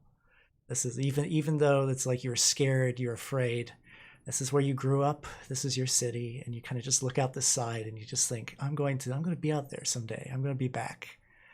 And then things kind of get dark, and you don't know if that's your last memory or not. Is your last memory a slow drift away on a hospital bed, or do things get hopeful after that? You have to find out. You have to find out later. So go ahead and under your lost memories, add medicine to your, as you kind of recall maybe how something happened. There was a clang. Oh, Vel. I'm so sorry. Oh no! Oh my god, violence. I understand. My acting was too good, and you felt the emotion. You kicked. Oh, I'm blushing so hard right now. I'm so sorry. Fucking dork. It's all good. It's all good. Out of all the actions that could happen during gameplay, giving a PC a light bonk is like not the worst. Yeah. All right. So from there, you guys have kind of explored the bits of the hospital that you think are probably safe to explore without arousing suspicion. And so I also imagine, Towa will search too, but like I imagine it's less that like you find, since you already found your memory, you just find like, I don't know, maybe like a cool scalpel or something. Put it something that's like stored in your collection later. Yeah, I'm mostly kind of more just focused on kind of being the shield. Oh yeah, that's true. You gotta stay You gotta stay vigilant. Yeah, it's not danger. Precious sisters. Because I got 4 legs. They only got 2. So yeah. You have 1 leg to support each member of the party. Exactly. All right. So then, as you all creep higher and higher and higher in the hospital, you start to hear the movement upstairs, and you just hear like loud clangs as the sound of a blade hitting metal over and over and over. The strikes are desperate and frenetic, and there's not a steady rhythm to them. It's just like you can tell someone's getting frustrated and just striking something with at full tilt. You can tell whatever is making the noise though sounds very, very upset. I feel like Erica feels like we should, I don't know, sorry, just maybe not dilly-dally too long before whoever is trying to break into what she assumes are the chrome pots manages to get in and makes the necromancer very upset because she assumes that he wants to open his present still wrapped. Oh. Very good, very good. Mm-hmm. I like the idea of referring to him as presents. So Madeline decides that now would be a good time to deploy the talking, screaming head, and so Madeline wants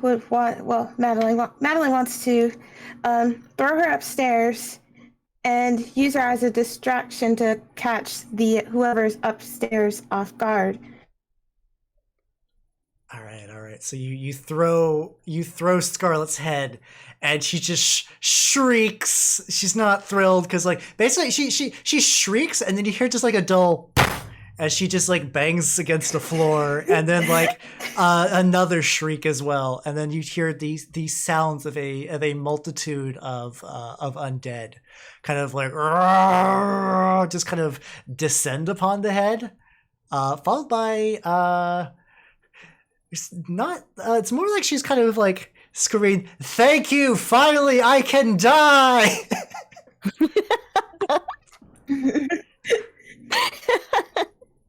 Oh no, Scarlet's not going to be okay. But you can tell that whatever's upstairs is distracted. So if you went to all go in, guns blazing, you now have a perfect distraction. Is it go team time? Let's go. All right, let's go. Team, go. All right, let me just. It is now officially the first battle of Nechronica, so I will describe the scene. There's going to be a lot to take in. Ooh. Whoa! Don't worry, I'm going to describe a lot of this because, like I said, there's some heaven or hell. Let's rock. So you guys are all in your like tactical positions. Madeline has her guns ready at Eden. So basically, you guys are all in the top floor of the hospital. It has all been cleared away, so you have like room to maneuver. Assume that there's still like detritus and just like old chairs and medical equipment, but there's enough space you can kind of assume positions. Madeline guns out in the back in the Elysium zone. Lenore is ready to party, and then Towa and Erica up front as the two dedicated melee bruisers. The horde of zombies that look like they were reanimated hospital staff are tearing into the head that once belonged to Scarlet. At this point, probably little more than just discarded scraps of meat. In the back, gripping onto two of the pods are these massive amalgamations of just like discarded flesh and medical equipment just kind of fused together into these gigantic beings that are holding onto the pods.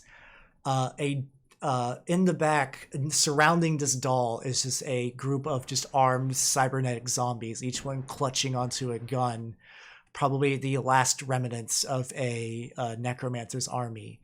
And then in one arm holding this helmet, on the other arm flailing wildly at one of the chrome pods is a doll. This doll, most of her body has been also reclaimed by vegetation. A massive hole covers the left side of her head. She's frenziedly just hacking apart, trying to hack into the pod with her katana, and nothing is happening. And then she looks at all of you. It's like, get out of here. Get out of here now. What are you all doing here? This is supposed to... No, not now. I'm so close. I'm trying to bring my master back, and not you. Not you. Not you. You'll die. You all die. Go. Go, go, go, go, go, go, go, go, go. You can tell she's like very frenzied and not entirely in her own headspace. Abominations, guard the cells. We have some foes to dispatch first. And it is fighting time. It is time to fight. So the two guardians in the back like pick up, they spin their actions grabbing the pods and like fusing them into the back of their body as like cables and flesh kind of like cocoon around it, protecting them. And each one of them does this. And it is now her turn. See, we start with necromancer enemies first. So this doll pulls out a pistol and begins shooting at... You can tell she's kind of frenzied, so it's not like she has like a certain person in mind. All right, Picky zombie Towa. She's going to attempt to do some shots. Let me see. She's got just like a small kind of like dinky revolver. She goes like bam, bam, bam, bam. Two of them hit. Both of these hit you in the head. No, sorry, the arms. But let's see what you can do with you do have access to regeneration. So what you can do is every time you take damage, you can spend one of your 9 action points instead. Oh, if people just vanish randomly, that's just OBS Ninja being wonky. So it's nothing to be alarmed. It'll fix itself. So you can either choose to take the damage to your arms, which will cause parts to go, or you can spend points to kind of negate that for each one. It's up to you. I want my arm. Kind of need my arm, so I guess I'll spend the point. All right, sounds good. So let me see. Let me double check the only once per attack. Okay, there we go. So you spend action points, and as the bullets just kind of collide with your arms, like the chunks of flesh are knocked out, but it immediately grow as just like more of your like weird fungal body just kind of fills in the gaps. Like Shilorp. Shorp indeed. All right, it is now between the party. You guys can go in any order because you all have the same initiative track. I feel like I'm still missing someone. Oh, I'm missing Belle's character. All right, so it's up to you which one you go. You do got Charlotte in the back who's got the big guns. We got Defender Picky up front. Sad slurping. No, this is excited slurping. Also, too, let me see. I can also make the battlefield a little bigger. It seems like at this point the audio, if people have problems with the audio, still let us know, but I think I haven't heard any complaints just yet. So I'm going to move this up here. We'll go ahead and make this back scene a little larger. It's gonna part of it's gonna tuck behind Alice's head, but I don't think it's a big deal. There we go. There we go. It'll be fine. Should be good. Should be good. Should be good. Take your bets now on who will lose a limb first. All right, you want to do that? We can do a poll. All right. While you guys decide what turn order you want to go in, we will see who gets injured first. All right, we got Towa, we got Erica, we have Lenore, and we have Madeline. We'll put that to a vote for. We'll go a minute. We'll go a minute. All right, there we go. In terms of order of battle, Erica feels like it would be the best decision to lay down fire first before involving melee combatants. That's probably a good idea. So if Madeline wants to pull out your many guns. So as a refresher for how this works, because it's been a while, and also this will explain combat to people who might be interested. You have 9 action points to spend, and each of your body parts has a action point cost. So the anti-tank rifle will take 4 points per shot. And then also since she is a gun god, she can actually reach every part of the battlefield easy peasy, which is pretty rad. So you can do like a lot of sniper rifle shots, a couple anti-tank shots, 3 bear gun shots. So you got some options. I think I'll do 2 and okay. How do I do this? Okay, so 2 anti-tank rifle shots against the enemy doll. Sounds good. Sounds good. So I hit like this. Yep. Oh, I did it right? What you can do? It's the character sheet's weird. We're using a Roll20 built-in sheet where it says attack. What you can do, since you actually have the ability, you have gun god. You get a bonus +1 to all your gunshots. If you see where it says attack 1d10 plus 0, if you change that 0 to 1 and then click the swords, it'll do the roll for you. Hold on. Ooh, hydrate. Yeah, everyone take a drink too if you haven't already. Oh, okay. So, sorry. So,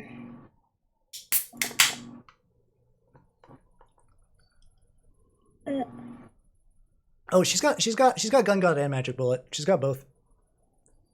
So, wait. So, where can I do that? At the top of the character sheet? Oh, it's near the bottom, like right on top where it says like head and arm. There's like a little black bar that says attack. Oh. Yeah. So all you have to do is change that 0 to a 1 and then click the swords, and you should be ready to party. All right. So your first attack misses. That's all good. You got a second one. Okay. And that hits. And that is a 10. So good news. You get a headshot, I believe. All right. So awesome. So you pull up your anti-tank rifle, and then you go to the enemy doll, and let me look at her stuff. And you fire the gun, and the head gets fucking exploded. Straight off, her head is gone. Nice. It's awesome. Hell yeah. Yes. This is why she's the best. Mm-hmm. So at this point, though, the doll's limiter kicks in, so she does have some extra action points, but you have deleted her entire face. Fun fact about Nechronica for people who aren't aware of the system: in this game, zombies don't die just because they lose a head, though. So it's just because a head is gone doesn't mean she is out of commission. She's still ready to party. So it's a head. Dead. All right, so it's out of your actions. Now we have a combination of Picky, Vel, or Alice if you want to move your zombos to do things.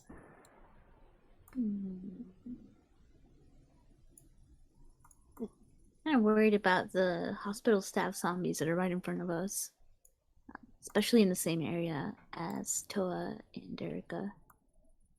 You can start hacking into them if you want. I'm gonna fuck them up. Yeah, hell yeah. What do I roll?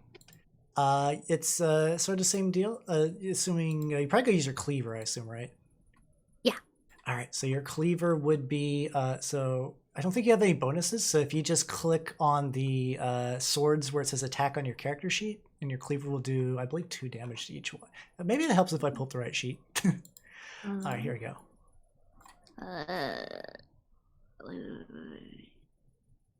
All right, so let me see. Like All right. that? It's you actually have to click like the sword symbol on that black bar. The sheet's put together really Oh. weirdly. Oh, that's right. Yeah. All Okay, right, cool. so that's 1 hit, and effectively, since each of these are 2 actions, you can roll that 3 more times if you wish. Just to like, really cool. hack at them. Okay. 2 hits. Ooh, 3 hits. Yeah. nice. You got 1 more. Do I do 4 total? Yeah, because each one's 2, so you have 9 points. Oh. Damn, son. All right. Yeah, holy shit. All right. Butcher See. shop in here. All right, so while the zombies are focused on the head, Towa just like pulls out her cleaver and just goes to town, just starts shredding them left and right. And like these are fairly weak zombies, like they're not as powerful as a doll. So you can just like rip and tear and cut them apart, and they just fall into just like discarded meat as you almost cut their number in half. All right, so let's say right now let's do Erica next. Let's do Erica next. I'd like Splorsh. to. I'll just say I was Erica- just saying Splorsh. It's all good. Oh, sorry. Erica would like to follow up on like behind Towa. Towa's week of carnage, Mhm. and she'd like to try to get some hits in on the hospital staff as well to just get a little bit of space between not only the melee dolls, but also she's very she feels very protective of Madeline and Lenore as well. She doesn't want them to have to get into the middle of the fray. And Toe's fine, apparently. And Toe's there too. So so she's gonna try and go up and she's going to try to use her lightsaber hand or lightsaber mouth to do that.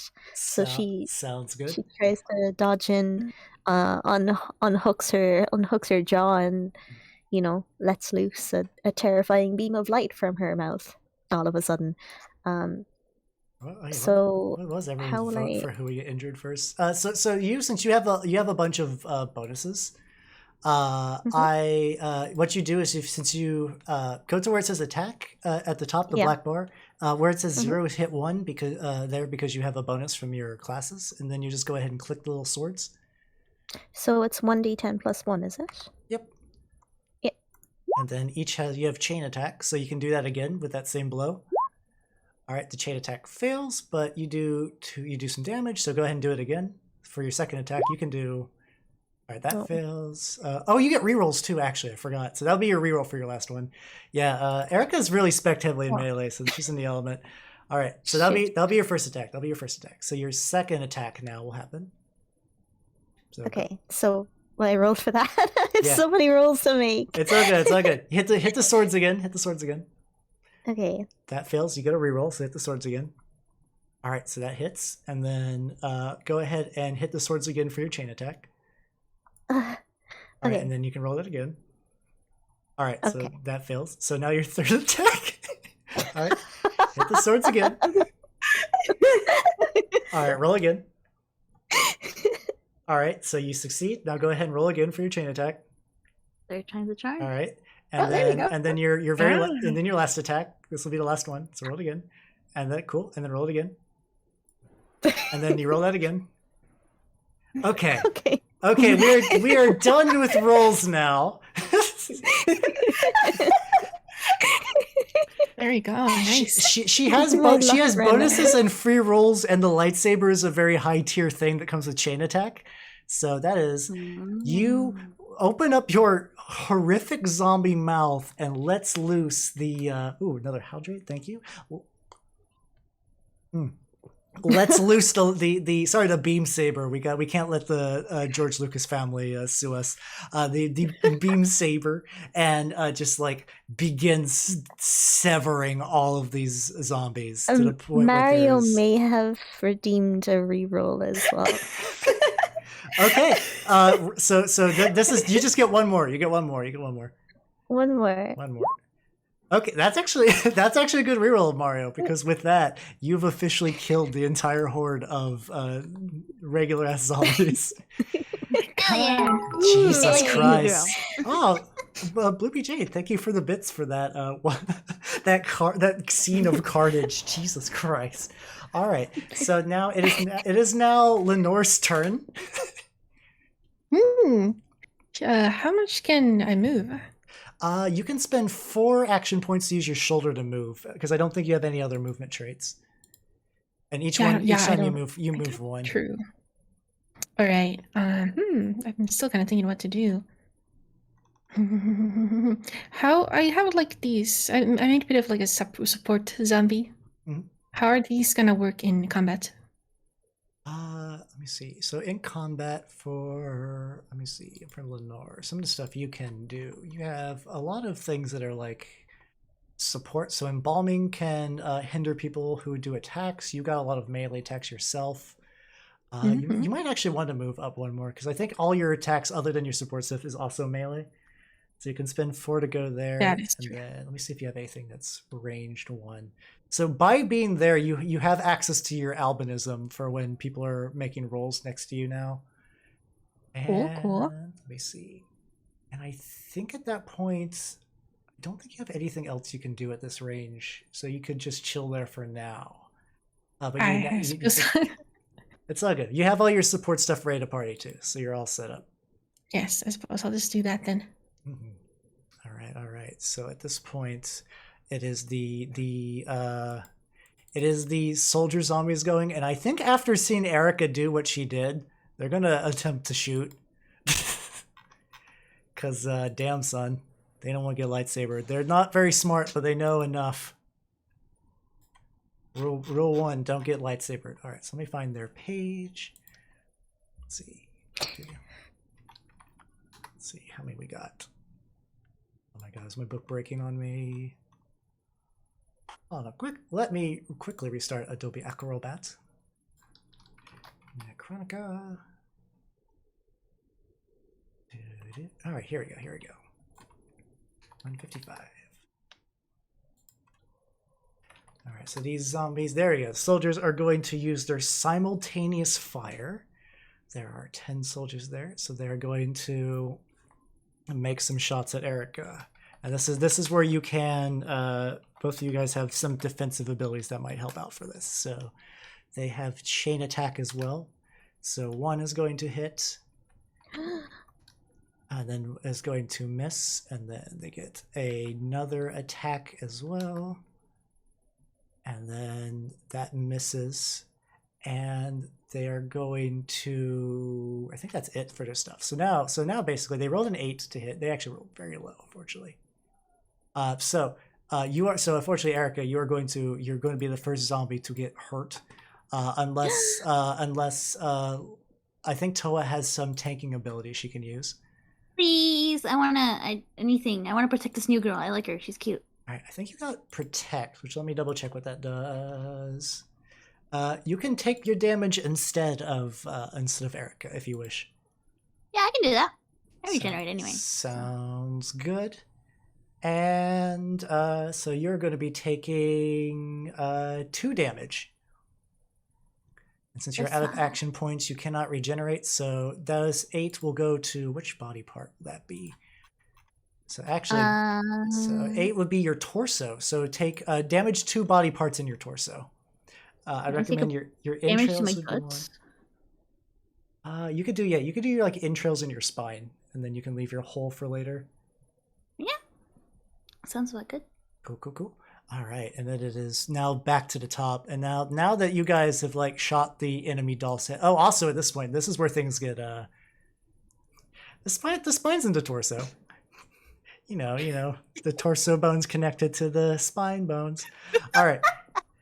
So everybody who is now fighting, add a point of madness to one of your tracks because combat is not good for the unstable zombie mind. All right, and then let me see. And then while that happens, at this point, the big boys in the back, now that they have assimilated the capsules, they're going to go in and defend their master best they can. So they have, let me see. They got a lot of stuff. So they're going to use their long legs. And what movement things do they have? Oh, they have a hardness bone. So they're going to step forward. Boop. Boop. Oh. Boop. Boop. And then they have a lot of fun weapons. Let me see what fun weapon they're going to use. Oh no. Speaking about bones, you guys familiar? The monster hand bone is connected to the gonna slap you bone. Oh. All right, so they're going to do two slap. Sorry, they're going to do I think two of them are going to go for Eric. Sorry, one of them's going to go for Erica twice, and then the other one's going to go for Lenore twice. And then don't worry, we got Picky doing stuff. So these are for the ones for Erica. Both miss actually. Actually, I think that causes one of the entrails of the thing to blow up, so it's weakened now. And then the two that are coming at all right, only one of them comes at Lenore. Picky, you can block again if you wish. With protect. Yeah, let's do it. All right, let's do that. So, actually, no, hold on. I think Lenore's my rival. That's true. So I think, you know what? Nah, let her take it. all right. The fuck? Go ahead and remove a madness point for that, because that's fun, Picky. All right, so Lenore, you're going to take 3 torso damage. All right. I think it's torso damage. It is torso damage, yes. All right, so...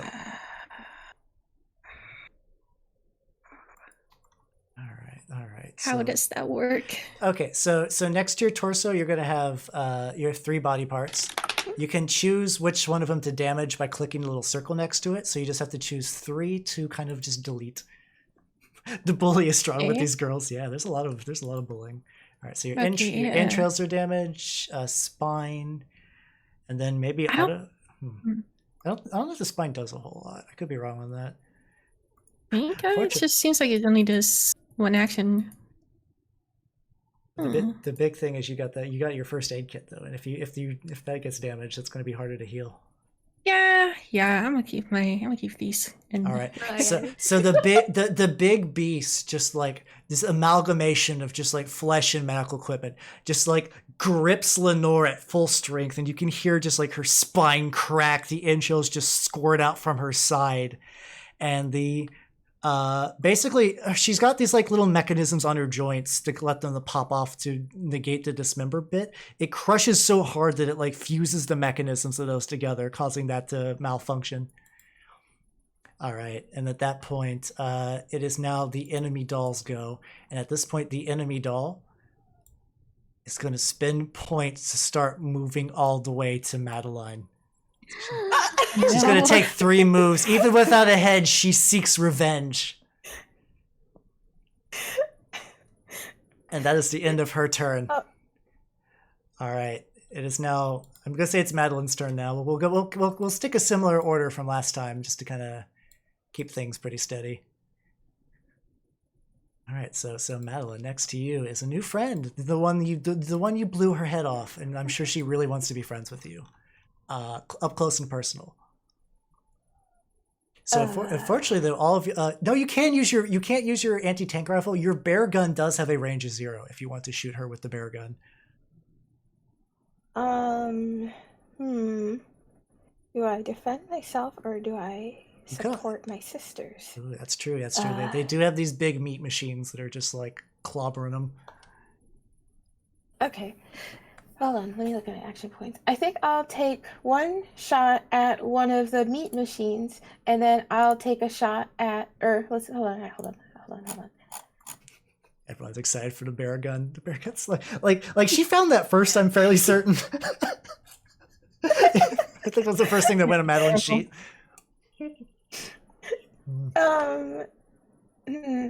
Okay, so I have 8 action. Is it 8 or 9? You have 9. You have Oh, 9. it's 9. Yeah. Until your brain gets injured, and then you'll start losing some. But then,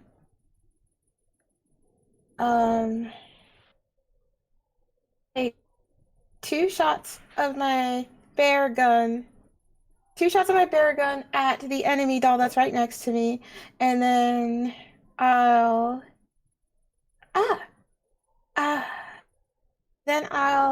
throw okay, I have a question about bombs or Molotovs. If I fail a roll or something, would that hurt my sisters? let me double check on that. Let me see. Reinforcement parts. Because there's basically a. Let me see. I was like, I know what rule I'm looking for. Effects, explosive. So when it's happening, let's see. When the damage is applied, the target chooses an adjacent location. Okay, so basically, when you hit like multiple body parts at the same time. So yeah, its area of attack is. Let me see. Does Molotov have area of attack? I don't think so. So you're good. You're good. So if you throw a Molotov at someone, you're not going to hit one of your sisters. So you're fine.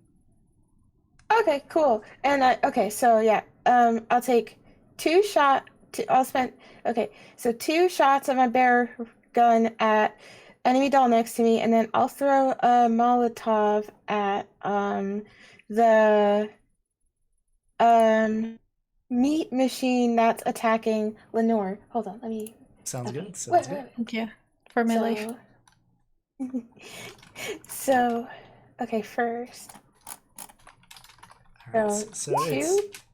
that misses. That also misses. What?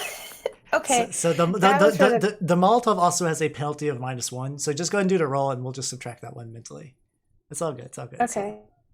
That happens. That also misses. Madeline's not thrilled that there is a headless doll within her general vicinity causing her. Oh, actually, you got a reroll. You got a reroll for. I'll let you choose whichever one you want to reroll from. Oh, thank you. You can thank Meteor DM Sue for the reroll. Thank you, Meteor. That was very kind of you. Okay, here we go. One more reroll for the bear gun. You hit. Oh, does that hit? Yes. Oh, Right in the torso. So that is 3 damage. How much torso she got? Not a lot. So with that, you start to panic, and you're just like, grab the firing a couple of just erratic shots with her bear gun, and then manage to put it right next to her torso and just blow out all of her internal organs with one big shot. Gore splatters the wall behind you, and at this point, the only thing holding her together is just pure rage. Oh, she's still okay. She's still. Oh yeah. Oh, these things don't die until everything dies. So you're getting close though, and as you can tell, she's not thrilled. She's not very thrilled about this. She's not having a good time. All right. After this, it is. Let's go Pickies go. Let's go Pickies go. Donate to your favorite streamer to give them free rerolls. We got another hydrate. Thank you. So. Lenore is not necessarily we're not necessarily the bestest of friends, but one sister less means that it gets more complicated. So it's in my best interest to kill the monsters. I'm not going to protect her or anything, but I'm going to kill the monsters that are, or attempt to, Babaka. for the monsters that are going to her. You set me up for that one so hard. It's not like I like her or anything, but all right. So you have 9 points to spend, so you can cleaver the big dude if you wish. All right. Do I have anything better I can do? I don't think so. I don't think so. No. I'll just then. All right. Deli time. Yeah, deli time. All right. So go ahead. The meat cleaver. So how many times do I need to roll? You can, if you just go straight meat cleaver, you can do 4 shots. Oh, actually, that's a good point. That's a good point. Like Madeline, even though you're very neat freak obsessed, blasting close range just showers you in blood, so you're not having a fun time. It got on my guns too, didn't it? Well, Oh boy, howdy! It cut at everything. It's like someone just like threw a bucket of blood at you. That's great. All right, that hits. Oh, that hits and that misses. That hits. That hits. So you get you like go into this thing and just be getting just like cutting slivers off, like almost like you're in like a deli of some sort. And then like as you shave it, like bits and pieces of machinery fall away until it's like starting. You can tell it's starting to slow down now. You're doing so much damage to it. You see. Nice. Very good, very good. Now Vel, it is now Erica's turn to also get into the fray. Erica is going to turn her attention to the hideous amalgamation that attempted to assault her earlier. So the one with the blue dot. Yes. And she is going to, because it's relatively close to her, she's gonna open up that creepy little jaw of hers again and use that sick ass lightsaber on it. So hell yeah. All right, so so it's time for many rolls now. time for many rolls again. Yeah. All right, pull out my fingers. That hits. Roll again for your first attack. All right, so that's your first attack. Now roll again for your second attack. All right, roll again for your third attack. All right, reroll for that'll be your chain attack. All right, so you got. All right, now your third attack. All right, you get reroll now. All right, that hits, and then go ahead and roll for your chain attack. All right, so now your last attack. All right, and then your chain attack for the last attack. Roll again. All right, so we have 1, 2, 3, 4, 5, 6, 7 hits. All right. You lightsaber the fuck out of this big abomination. All right. Once again, like if the other we got bits for that level of carnage. Fuck yes.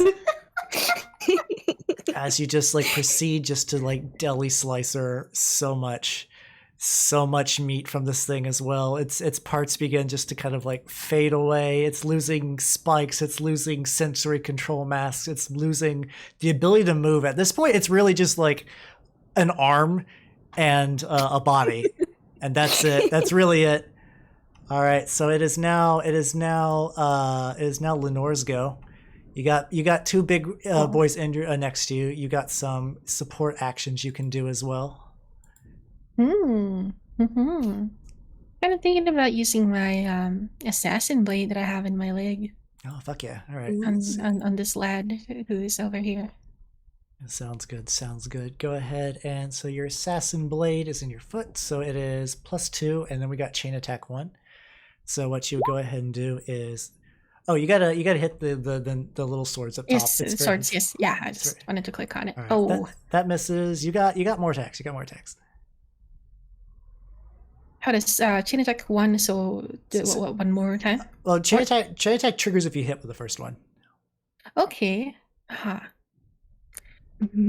Support action. I might. Oh, you could. Let's see. Fortunately, that roll is low enough that using your albinism wouldn't be super great right now. Yeah, it is quite low. Yeah. Oh, we did get a reroll. Oh, okay. Oh, we did get a reroll. Yes, you got one from Ray. Hell yeah. All right, so go ahead and reroll that.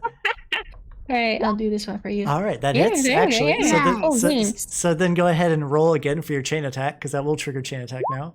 That misses, right. But you get one hit. Misses. All right, so you got some options. Not bad. You can keep going. You have up to 3 more attacks as well.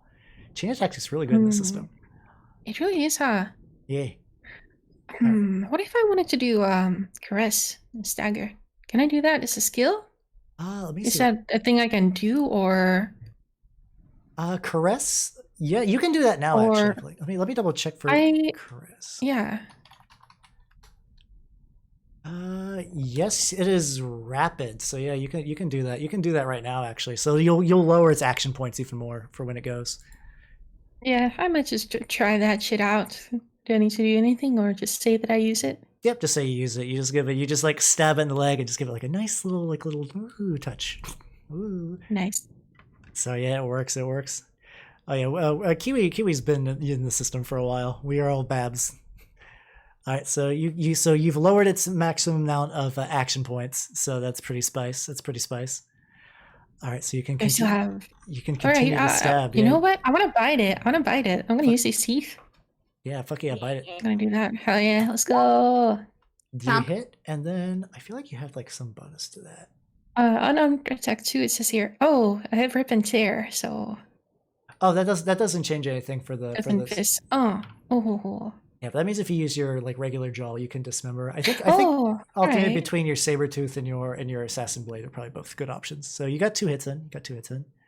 Yeah. All right. Good shit. And then you still got more action points. You have 4 more. You can keep wailing. 4 more. I'm gonna embalm. No. Yeah. I was just gonna be wailing on him. You know what? I was gonna do that. I will assassin blade him. All right. That does not hit. And then Let's go again. 3 hits. Yeah. All right, so that'd be 6 3 hits. 6 damage altogether. This thing is very close to falling apart. Good job. All right, it is now the soldiers go. And I think they're going to try to do what they did last time and just try to pelt Erica with shots. Because the lightsaber scary, and they're trying to force Picky to do some stuff. That misses. And that misses! Alright, soldiers do shit. It is now Big Boy's go. So Big Boy on the left basically has like enough for like 1 slap against Lenore, which it's going to try to do. Fine. Let's see, 1d20. Alright, it would hit. Let me double check, because I know you guys got some defensive abilities, like especially Towa. If Towa wishes to, you got, let me see, Slobber. Slobber would still hit with Slobber. Let me see. Oh, actually, if you use the corpse mushroom and Slobber, you could save a hit from Lenore. If you wish, Towa. Well, I guess. All right, so just the big arm goes down, just like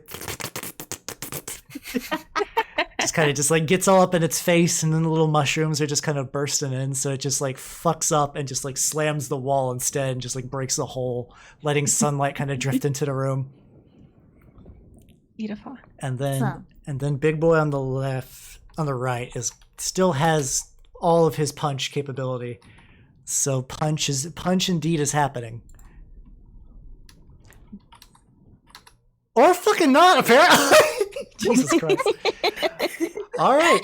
Also, go ahead and add 1 madness to all of your madness bars again. Oh God. All right. All right. Let me see. Yeah, it's sometimes DM rolls well, sometimes DM rolls bad. But now, however, down by Madeline is a funky little doll with a bit of anger in her heart, because she has a katana, and she is going to use that katana because she is not happy about getting shot in the chest. Let me see. Look at the actions. Please. All right, so we're looking at the katana. Crit. Oh. All right. Okay. Oh my God. All right, and then let's go ahead and roll the. We'll just roll these individually. All right, so 1 hits. So this is against your head. Roll me a d10 real quick. Yeah, okay. she did unzip the katana. You can do it. All right. So with one cling strike, even though she can't see, she grabs her katana and slices it across Madeline's neck, causing her head just to lop off and roll into the ground. All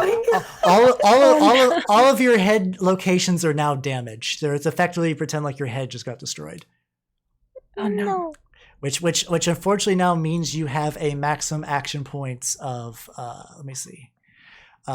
You've lost 3 of your action points, bringing you down to 6, and your jaw is also your head's still like functional, but it does nothing for your body now. You can just watch in horror as like the rest of your systems try to carry you.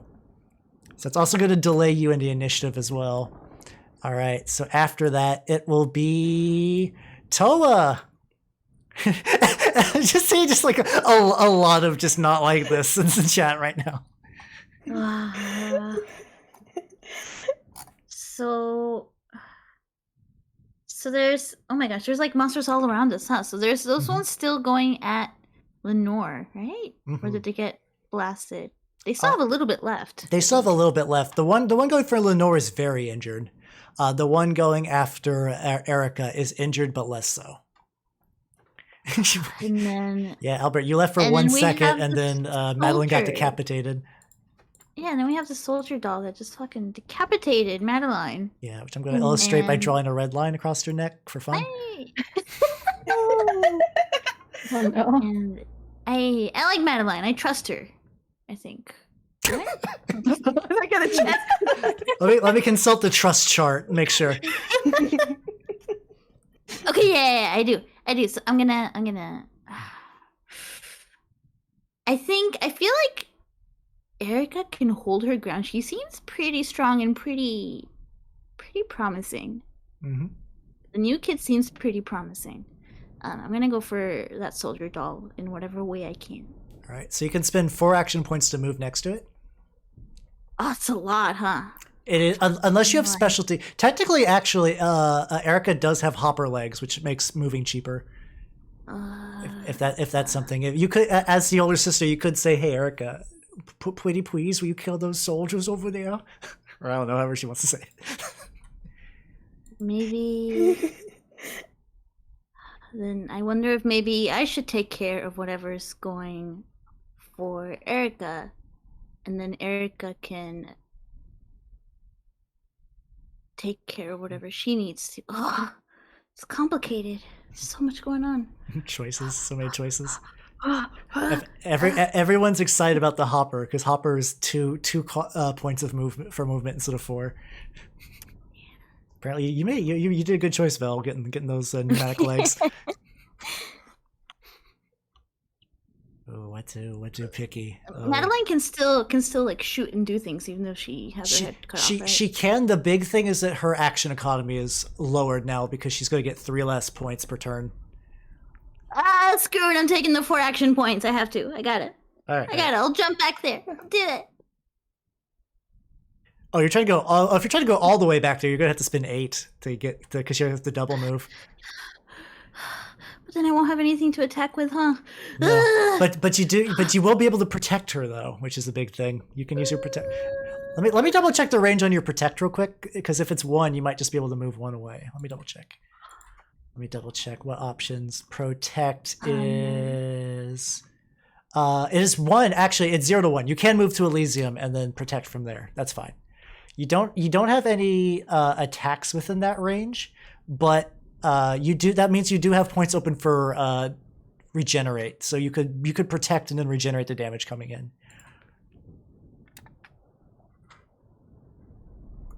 I think I'm gonna do like the airplane move of like, you put the mask on yourself first, and then you put the mask onto like the person next to you, and then the rest. So I think I'm gonna actually go with whatever is attacking Erica.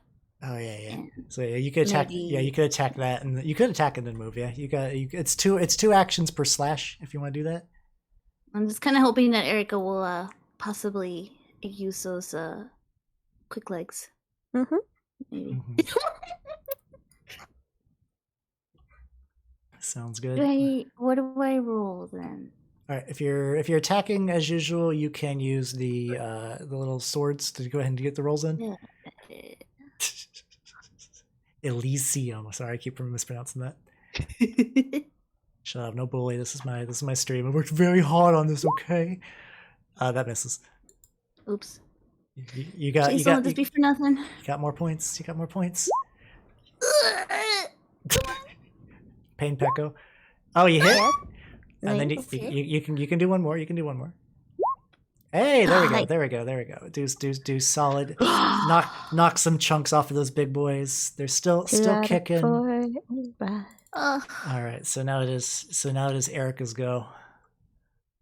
I'm going to Erica, while surveying the battlefield and dodging lumbering strikes from the half chopped up amalgamation next to her, notices in abject horror that Madeline's head is no longer on her shoulders. Fearing for her friend's life, she wishes to fly to her side. Oh yeah, you can spend 4 points and move twice. That's so good. Yes, I would like to do that if that's okay. Totally works. So nice. Very good. Very And good. I would like to try to attack the enemy doll with my remaining points. Yeah, you got 2 lightsaber strikes. All right, let's I pull. got 2 lightsaber I have to strikes. legitimately grab my fingers each time just to like keep track of like all the re-rolls and hits and stuff. All right, so this will be lightsaber Okay. attack 1. Right, 1 second.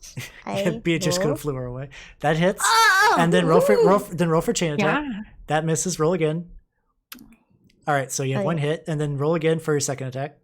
That hits. Go ahead and roll again for your chain attack. And that Okay. hits. You got 3 hits. You got two 10s. So 10s are head locations. So if all the parts are damaged, you can choose another part. So you can do effectively legs or arms with each of those strikes. I'd like to go after her arms. All right, so we're gonna see. So you can also, let's see, we can do it like this. So also you hit the arm. She manages to keep her arm on, but you can redirect your second 10 at their arm again if you would like to do that. I would like to do that. All right. She restrains it. At this point, though, even though the dismember doesn't trigger, you still lop off the arms with all of the cuts.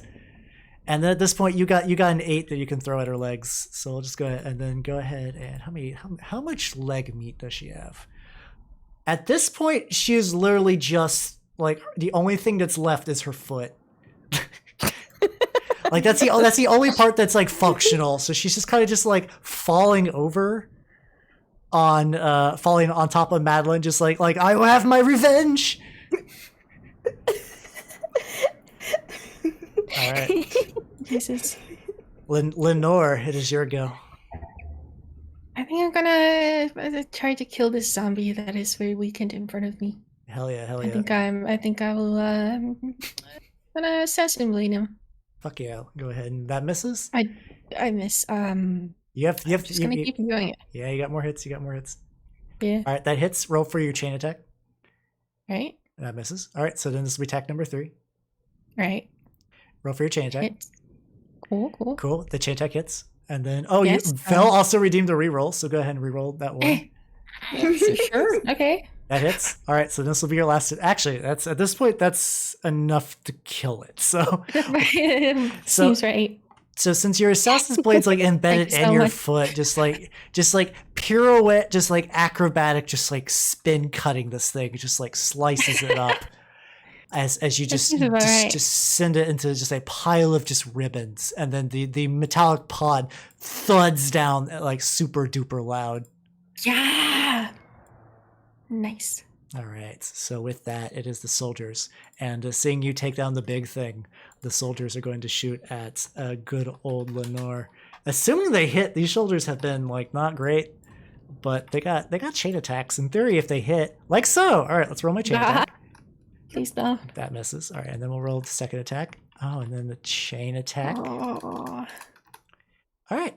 So, you do, Picky. You could prevent the first one if you blew your slobber and your what's it called? And your corpse mushrooms again. Would you like to once again protect your sister? Oh, fun. Let's do it. Yeah. All right. So Good they taste. they try to shoot, and just like a tongue just goes forwards and just like catches a bunch of the bullets. And then, unfortunately, Just a little snack. one stray one goes and then brains Lenore pretty hard. So go ahead and do 2 damage to your head. How many damage? 2 damage. 2 damage. Yep. All right. More jaw. Oh, that's not the right button. No. I do want my brain.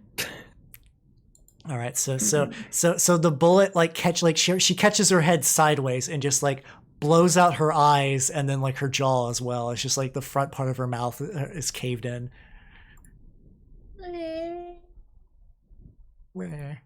You did good though. She could have gotten a lot worse. And then speaking of a lot worse, Madeline, even though your head is lying on the ground, just kind of twitching and looking around, very ironic considering that you started this combat throwing a head into the arena. Now it is you. I was thinking about that. Okay, so how much? So you got how much? You got 6 points now, effectively, to use for your stuff. I mean, so how much would it take? So would it be how many more hits to take down the doll in front of us? I wouldn't bother. Legitimately, it's gonna try to feed you to death, and that's not gonna do anything. Like you can tell. You can. She's basically in the position of like the Black Knight from Monty Python. She's just like. Oh. Yeah, who would have guessed she'd end up losing her head over things? Nice carbide knives. Oh my god. So yeah, the targets that are much more valuable right now, I think, would be the big meat machine that's going to attack Picky and Lenore. I mean, Lenore and Towa, or the soldiers in the back. The soldiers in the back wouldn't be a bad choice either, just because like, what do you mean like in Monty Python makes me a boomer? Shut up. But yeah, you can get 2 bear gun shots or 1 anti-material, one anti-tank rifle and the Molotov effectively right now. Those are some of your shooting options, or I think your sniper rifle shots only cost 2.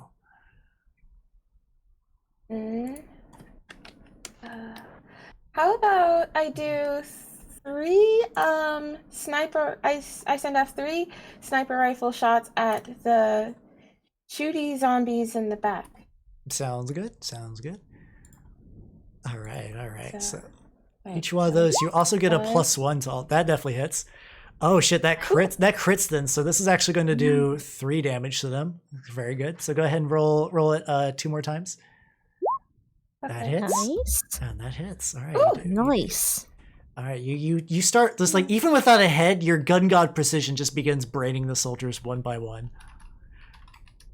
All right, so you're doing very good. Let me see the amount of soldiers I have in that pile. All right, there's still got quite a few though. Still got quite a few. All right, is the top of the order now. Everyone gain a madness point.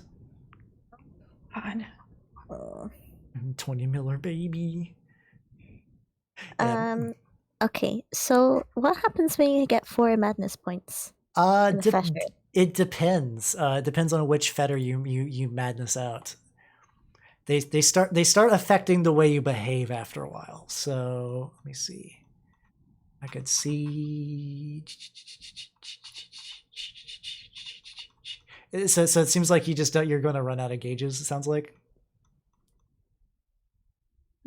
Like are you gonna hit 4 madness points with this? Or are you debating? Yeah. You debating? Okay. I don't know if I had my things right, because I already have 4 on 2 of them. Oh, okay. That means I haven't lost any at all at any point. All right, so we're going to Crazy Town.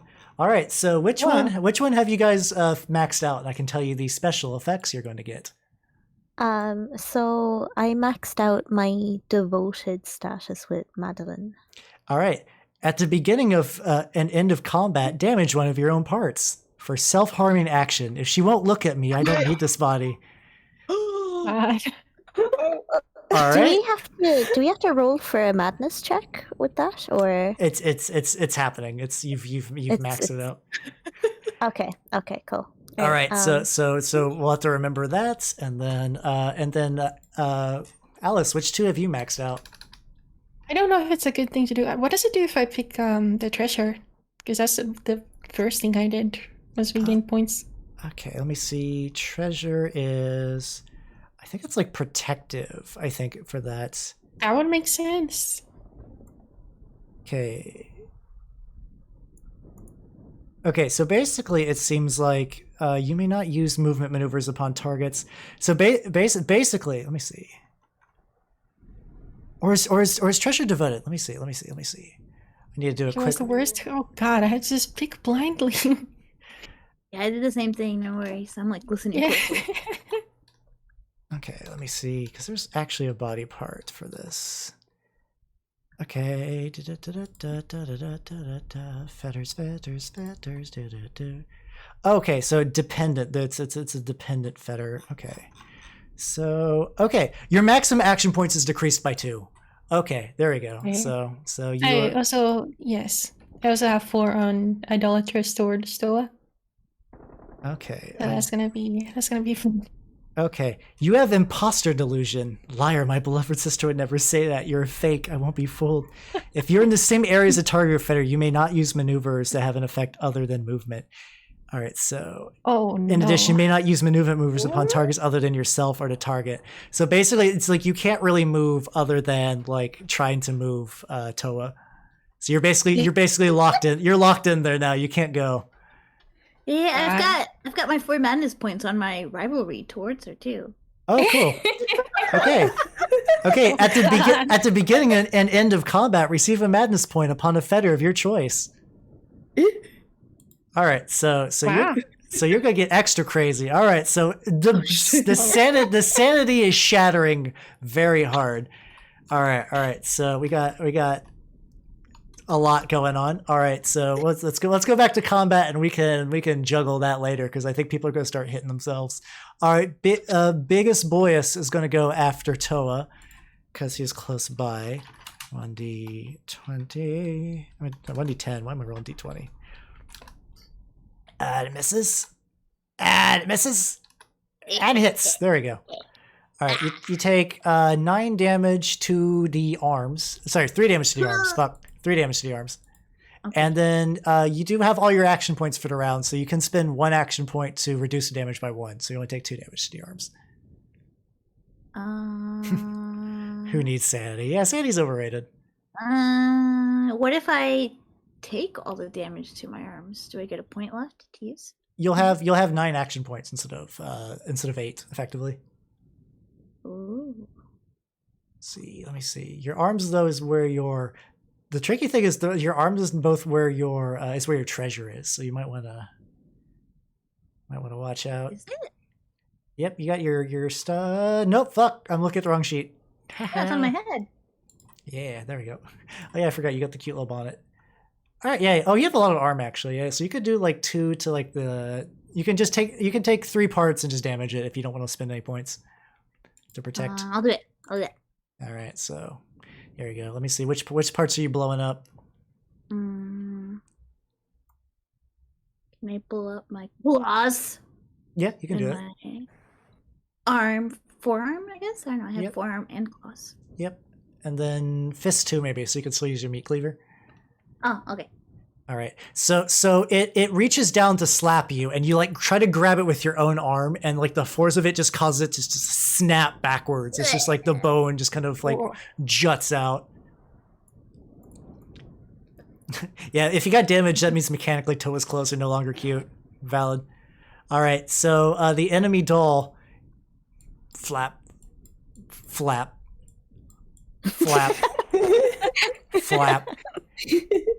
It tries to go to the other side. Flap. Like it actively goes over to Madeline's head, and it can't do any damage. But the only thing it can really do with its remaining foot is just kind of bat it around. It's very annoying. Oh. It's basically playing like the saddest version of soccer right now. Oh. Or sorry, football. I forgot. All right, it is now Picky's go. Towa, you got big and angry nearby. You got the soldiers. Okay, so well, I'm gonna. Can I slobber on it? You can slobber on it, yeah. So slobbering on it now will lower its action point total later too as well. You could also attack it first, and because I think slobber is only like 1 point, so you could do like 4 stabs and then a slobber. Oh no, sorry, slobber's 2. So then what, like 3 stabs in a slobber? 2 stabs and a slobber, and you got some points for like defense stuff later. All right, I'm gonna do that then. So do I roll? Yep. Just roll the 3 roll. plus? Yep. Roll. Start with 2. We'll find out. That misses. That hits. Actually, there we go. And then Meat Machine takes a little bit more damage. It's barely holding on. If you wish to attempt a slobber, or you could go for another attack. You have 4 points, so you can do different options. Towa's I'm gonna keep attacking. Actually, I'm just gonna keep going with the. Yeah, the there we go. So 2 more. 2 more, or yeah, do that. And you don't even need to roll the second one, because with that final blow, you also, I think the 10, yeah, you also just like hack and hack and hack from the head into the body. You basically, like, you're burrowing into it through your cleaver. You just like cleave it, it gets stuck in there. You grab the cleaver, you pull it out, gore comes out, you stab it again, it gets stuck, and like you're trying to use your other arm to support it, and you're just hacking and hacking and hacking till this thing just kind of like melts away. Trying to open a watermelon. Exactly. It's awesome. The stubbornest watermelon of all time as it just splits apart. Yeah, yeah. Jesus Christ, indeed. All right, it is now Erica's turn. You can spend 6 movement just to cross over to the zombie soldiers.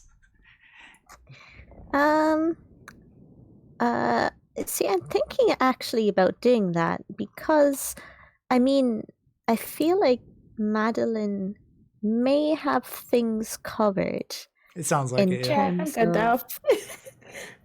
And just so like, that would just like give casually me 3 points holding left, her head. Yeah. right? Yep. So you could triple move and then attack with your lightsaber if you want. I think I may do that if that's okay. Mm-hmm. Sounds good. All right. So you do that. Go ahead and roll for your lightsaber. Okay. I will roll for my lightsaber. Cool. All right. Roll for your chain attack. All right. So you cut your way through more of the soldiers. They are barely hanging on as their regiment is almost reduced to nothing. Lenore, do you wish to? Yeah, you have enough movement. You could move over and do an attack to try to attack the soldiers, or you could try. Yeah. Oh, yeah. Yeah. Say your thing, please. Sorry. Oh no, that was basically it. Okay. Well, isn't my thing right now with my madness that I don't want to be in the same zone as Imposter Towa? Yeah, I don't think you want to be in there. Yes, I think I will go up here. And how many points do I have left after that? You have exactly enough for 1 attack. Cool. Well, I am going to. I'm not gonna saber tooth. I'm gonna do that. Yeah. I'm gonna bite it. I'm gonna put it in my mouth. Let's go. Hey, there we go. No. And then with that, the last 2 soldiers left in the unit, one by one, just get like huge chunks as this like tiny little like bloodied girl just like starts ripping and tearing just teeth first into them. As it fades away, battle ended. All right, so what we're gonna do is I need to use the bathroom really, really quick, so I'm gonna do that. Go. All right, so we're gonna take like a shortish break, and then after that we will go ahead and tally up the madness for everybody, and then we will continue to see what happens with the retrieval of the capsules. So give us a quick bit, and we promise we will be right back soon. Yeah. If everyone wants to just take their model and just like slowly lower it. Oh yeah. Oh, thank you for the bits, Blue Jockey. Thank you. Break time. This is very silly. See, everyone. It's almost better if there's just like a little tiny bit of head left. There we go.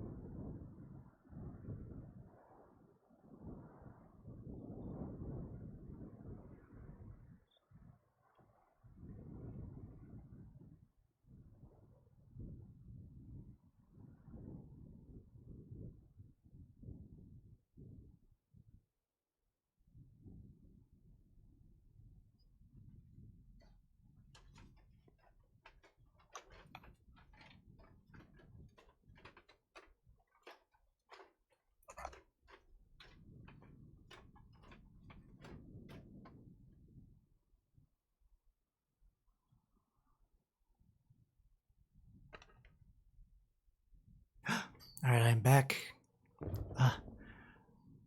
I see Vel poking up too. How's it going, Vel?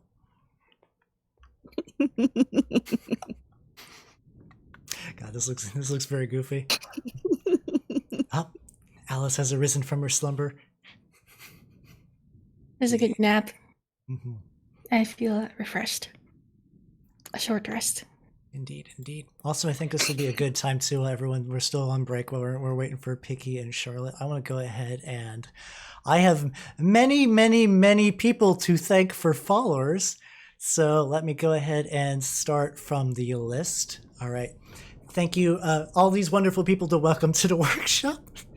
The Evil Children, Picky Channel, Alice Sawyer, Ex Solus, Delightfully, Weasel Pleasel, Neck Chrome Answer, Hardnick's Life, Krieger Don Wolf, Arm 204521, Soleil TV, Swirl Drop, Father Vile, Odette. Oh, hey, Odette. How's it going? Christoph 11, Ricinia, Radtos, and AC Giant Dad. Thank you all for your follows and welcome formally to the workshop. Also, I want to thank a lot of people donated bits during this time. I really would like to thank Meteor DM, Bloody Jape, and Blue Joggy for the various bits. I appreciate all of it. All this goes into my leg fund. Oh, I see. We're playing VTuber Wacko. I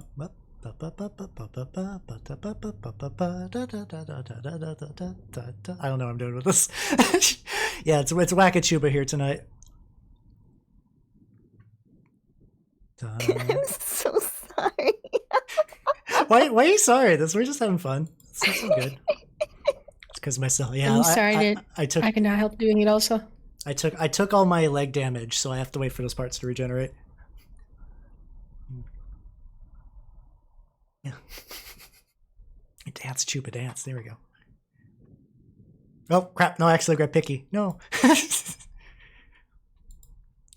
have to make sure. Oh, I'm seeing. Needs more bros off. Yes, I must. Oh. Yeah, no. This is goofy nerd time. Oh, there's Charlotte. There she is. There's the bear. I've noticed that my model looks on your stream. It looks like super laggy. I don't know if there's something if that's my fault or something, or if that's just like OBS Ninja or something. I mean, OBS Ninja is never going to be as clear as like just doing output straight from your camera. So I think you're fine. Don't worry about it. Okay. The crew is amazing. I'm glad you guys liked the crew. I had a lot of fun. That combat was really fun. For me as a GM, the ideal combat is one where the players get fucked up but not dead, and this happened. Oh yeah, the friend of my pocket while we're in the intermission. That is my familiar Penyo. He is my he is my little rat. Vel is just like vibing under the desk. Oh, Rakaris, it's all good. Thanks for coming. I'll have a VOD for this soon at some point. I might chop it up. I might do some editing. I'll probably just upload a raw first, just so people who missed it can see it. But everyone give Rakaris in chat a big round of applause. Once again, the lead translator for this project. Without their contribution, we would not be able to do anything. Thank you so much. Yeah, Thank you. Thank you. Pachi. Ooh, yeah. Also, someone I want to thank too. I also want to thank someone else special in chat is Corpse Channel. Actually, if it wasn't for her having such a lovely presence and a wonderful community, this game would not have happened either. So, I want to thank you, Corpse. I know you're being Corpse somewhere in chat. So I'm gonna give you a clap. Yeah. Corpse love. Corpse love indeed. Hell yeah, absolutely. I think the bear gun is just a bear gun. Oh, thank you. There she is. Oh, Picky. Oh, we see the burger shoes. Picky, I legitimately love your burger shoes so much. They're so good. They fill me with joy. Oh, she's gone. She's ascended to the stratosphere. Clearly too powerful for us mortals. Up and away. Goodbye. Will she ever come back? Wait, I don't know where I am. Uh-oh. My goodness. No, don't turn me into a zombie. Uh-oh. Hopefully I have many years left. Uh-oh. Uh-oh. I don't know where I went. we just saw you just get launched straight up. I thought that was a bit. I thought you were just having fun. I'll get her. was, and Well, Alice is going to pick you up too. Don't worry, she's going to drag you back down. Alice, help! It's okay, guys. Hold on. I need to go downstairs and grab my ladder so I can get Picky down. Hold on a sec. I don't know what happened. Oh no. It's okay. Your images. Oh, I'm back. Oh, there she is. Oh. Nice. That was terrifying. You just been consented to void. Yeah. Hey, everybody, I'm back with my ladder. Oh.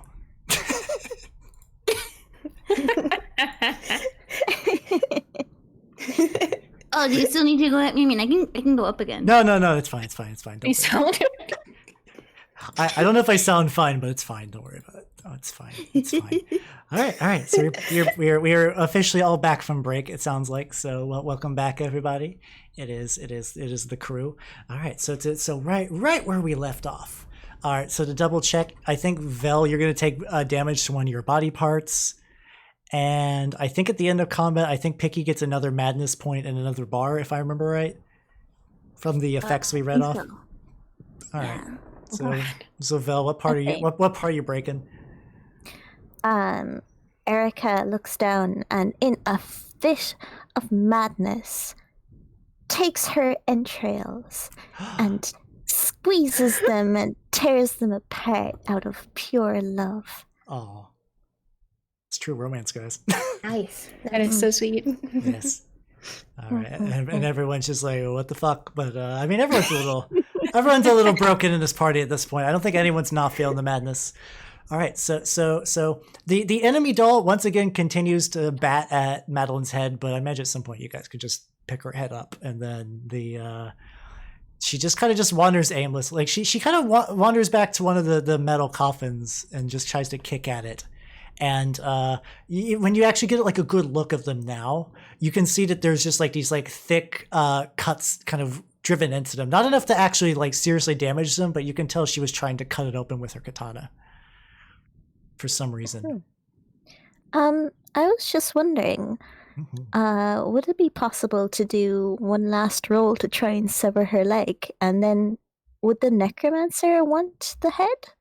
Would that be possible? I will say, well, her head got like blown apart, like it's just chunks. Oh yeah, shoot. But the thing is, at this point, she's more or less incapacitated. You can do whatever you want with her. She is a valuable collection of pieces. If you would probably get some favor from the necromancer if you guys brought her back. And at this stage, considering how many holes Madeline blew into her, and like actually you cut. No, you just mangled her arms. You weren't able to get a clean cut. She's still worth stuff as a body, as a doll. She's still worth something. So yeah, you can take her back, and she's you could basically just like stick her on Towa's back, and like there's not much she could really do to stop you. And then if you do look at the pile where Scarlet was thrown, she is just now just like indeterminate meat slurry. Like there's not even any reason to collect her at this point. She has fully entered the realm of paste, and she cannot be brought back. Erica feels kind of bad that she's not able to bring back Scarlet to be turned into a Roomba for the necromancer, despite how much she dislikes the idea of people being, degraded from what they were, or downgraded rather, not degraded. That's a whole different ballpark. Yeah, I mean, if it makes you feel better, you can bring him a new Roomba. She's got plenty of holes in her. You could put all sorts of cleaning supplies in there. Erica does think that maybe it would be a good idea to bring back the remnants of evil mystery doll as a peace offering of sorts. As a sorry, we kind of use Scarlet as a bowling ball, so here's something else. That'll work. All right, so you guys can do that, and then you got these big coffins things. Do you wish to interact with them at all? Now that you're actually looking close, you do notice there's like a small like terminal on there. You guys aren't very skilled in technology. You could attempt to, in theory, open them up if you wish, though. As a wise Cot said, the necromancer might like to open his presence himself. It depends on how curious you are. I think we should just Madeline, while holding her own head and walking over, thinks that we should just collect them. And we'll collect them without opening them, because he probably wouldn't want us to know what's inside. Anyway. Sounds good. Also, I just had the best idea for Charlotte. You're now just going to be a head on the table.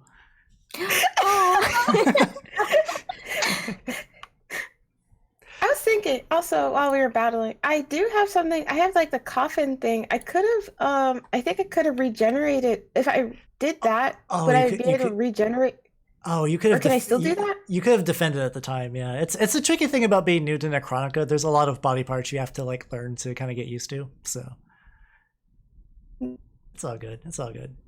It's a learning experience. It's a learning experience. So you guys can grab the chrome coffin things and drag them back to the drag them back to the necromancer's maw. Also, along the way too, you did leave the arm and leg of Scarlet kicking around, so you could retrieve that as well. Oh yeah, let's take that. Yeah, we should. Yeah. So we bring Scarlet's arm and leg and the remnants of the enemy doll. And yeah. Sounds good. So you drag them on the way back, and at this point, it's even as you guys have been operating basically all day, and now nighttime is starting to fall. So like when considering that there's no like artificial lighting, everything goes dark except for the mall, which is kind of lit by an eerie glow from the distance, a guiding beacon on the way back home. And as you drag these strange, silver metallic coffins with you, eventually you do run into the parts collector, who is like on his way back. Is like, "Oh, I see you found something. Did everything go well, dolls?" You could say that. I've got worse. It seems one of you has lost your head. Hey, hey, hey, hey, hey, hey, hey, hey, hey, hey. I have stopped laughing now. Yeah, good one, you piece of junk. I heard that. I know it's funny. Well, time for me to go. I must hit the dusty trail and look for more parts so I could trade it for circuitry. Best of luck on all of you, and hopefully I do not see you out on the field. Or if I do, you're not in pieces. Because I will put you in my bag.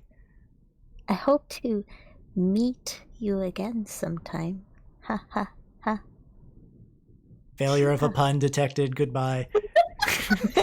Like and the part collector just like walks off. I get sweaty.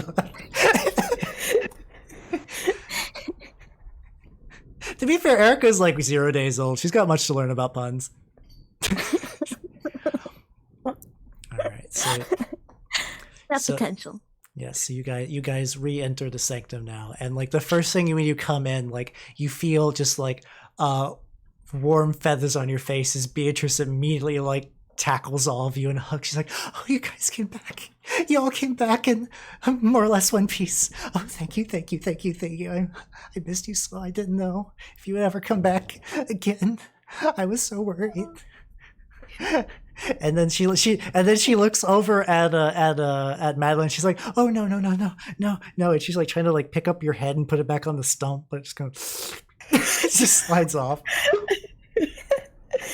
Incredible. She's like, I'm sure the necromancer has tape or something for this. This should be fine. This should be fine. Oh, he's waiting for you though. He's waiting for you. He'll be in his workshop. Inside. Go. And she points you back to like where he's at, and she's like, I gotta. I need to relax. I need to. I've been worried so much. Oh, I thought my poor zombified heart would. Oh no, he took out my heart and replaced it with a speaker. And she just kind of flies away. Like she's just distraught that her reference was just like totally wasted on her. And then she kind of you walk through, and then you also see once again Big Lisa and Little Lisa continuing their endless vigil, and like Little Lisa seems happy, Big Lisa just like the sadness in her eyes, just seeing that like what once her just like walk in front of her replacements succeeding where she failed, and she just puts her head down and just continues to sweep never-ending dust into a tiny little dustbin, and then loading that dustbin into Little Lisa's garbage compactor, possibly for the rest of her days. Big Lisa's had a hard life, but that doesn't matter now because inside the after a decent amount of dragging, you all enter the inner sanctum of the necromancer's lair. At this point, he stares at all of you with that broken, staticky screen, looks at all of you. You have done well. What is that on your back, Unit 1? Gesturing to the doll. These are the capsules that you requested. Not that, the thing that's moving on your back. The capsules were expected. Do I have It's the enemy doll. Oh, her parts. Yeah. Well, we weren't able to find the scout's head. We were able to get you a little treat. Very good. I can trade out her useless, inefficient flesh with the art of another necromancer. I'm sure I have much to learn. All of you, quick, line up. Okay. So he gets into the line, and he line up. He wants you to line up in order from Unit 1 to Unit 4, and then there's like the flailing old man arms that dangle from where the torso, like the computer monitor hang, kind of like pop to life and just lean down, and gives Towa a little head pat, and gives Lenore a little head pat, and then gives Madeline a little head pat. And then finally gives Erica a little head pat. My Erica's distrust for the necromancer has completely dissipated. And it's like, it's great now. And like when he does that, like even the little moans that kind of escape from his giant like lower torso even kind of quiet a little bit. Now we must open up the boxes. Bring them to me. Then as you pull them close, he dials a strange series of commands into the little terminals on them, and both of them open up with a hiss as steam and smoke kind of unravel. And then inside of them are things you've all have never seen before. They're very similar to you, but there's no stitches, there's no metal, there's no mutation. No discoloration, no rot. Just a bald, hairless man and a bald, hairless woman suspended in some sort of preservative goo. Fresh ones. Yes, I needed these. I will let you do the honors then. Bring them to me. Okay. And so as you present him with the bodies, he kind of like turns around and then like begins to unattach the braided wire from his the tarp covering his lower torso, and then it falls and you can finally see the lower half of the necromancer. It is a just stitched together pile of writhing humans. Cables and tubes just intersect their eyes and their mouth. Now you know the source of the moaning. Their life is failing, and I must not die. It's beautiful. Affix them to my body. That is an order. Okay. I volunteer. Hell Here, yeah. let's go. All right. Where do we start? So as you bring one of them close, the man, his eyes dart open as he kind of looks confused, and then from the tangle of flesh, a tube just kind of snakes out and grabs him by the mouth and implants itself. He starts to scream, but more and more wires kind of reach in and integrate it, pulling him deeper into the core of the necromancer. Now bring me the other one. Who wants to bring him the next one? Me? Oh, Or Okay. you guys can also. Please go ahead. okay. Well, I guess I'll bring him the next fresh body.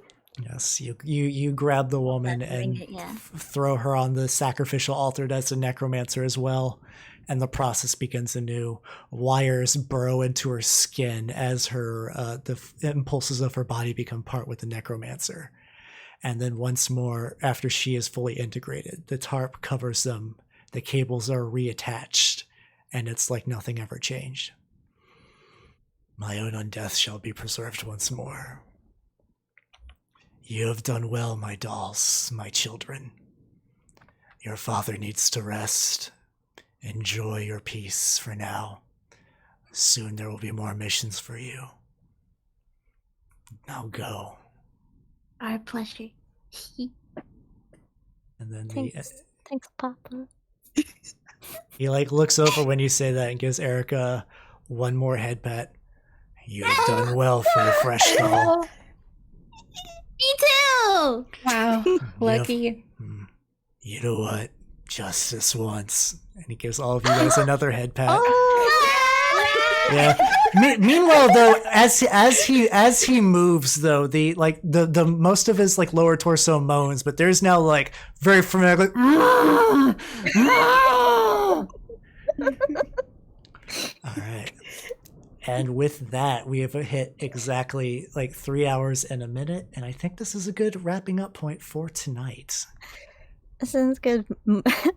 Big Lisa just peeking in, seeing the extra head pats. Yeah.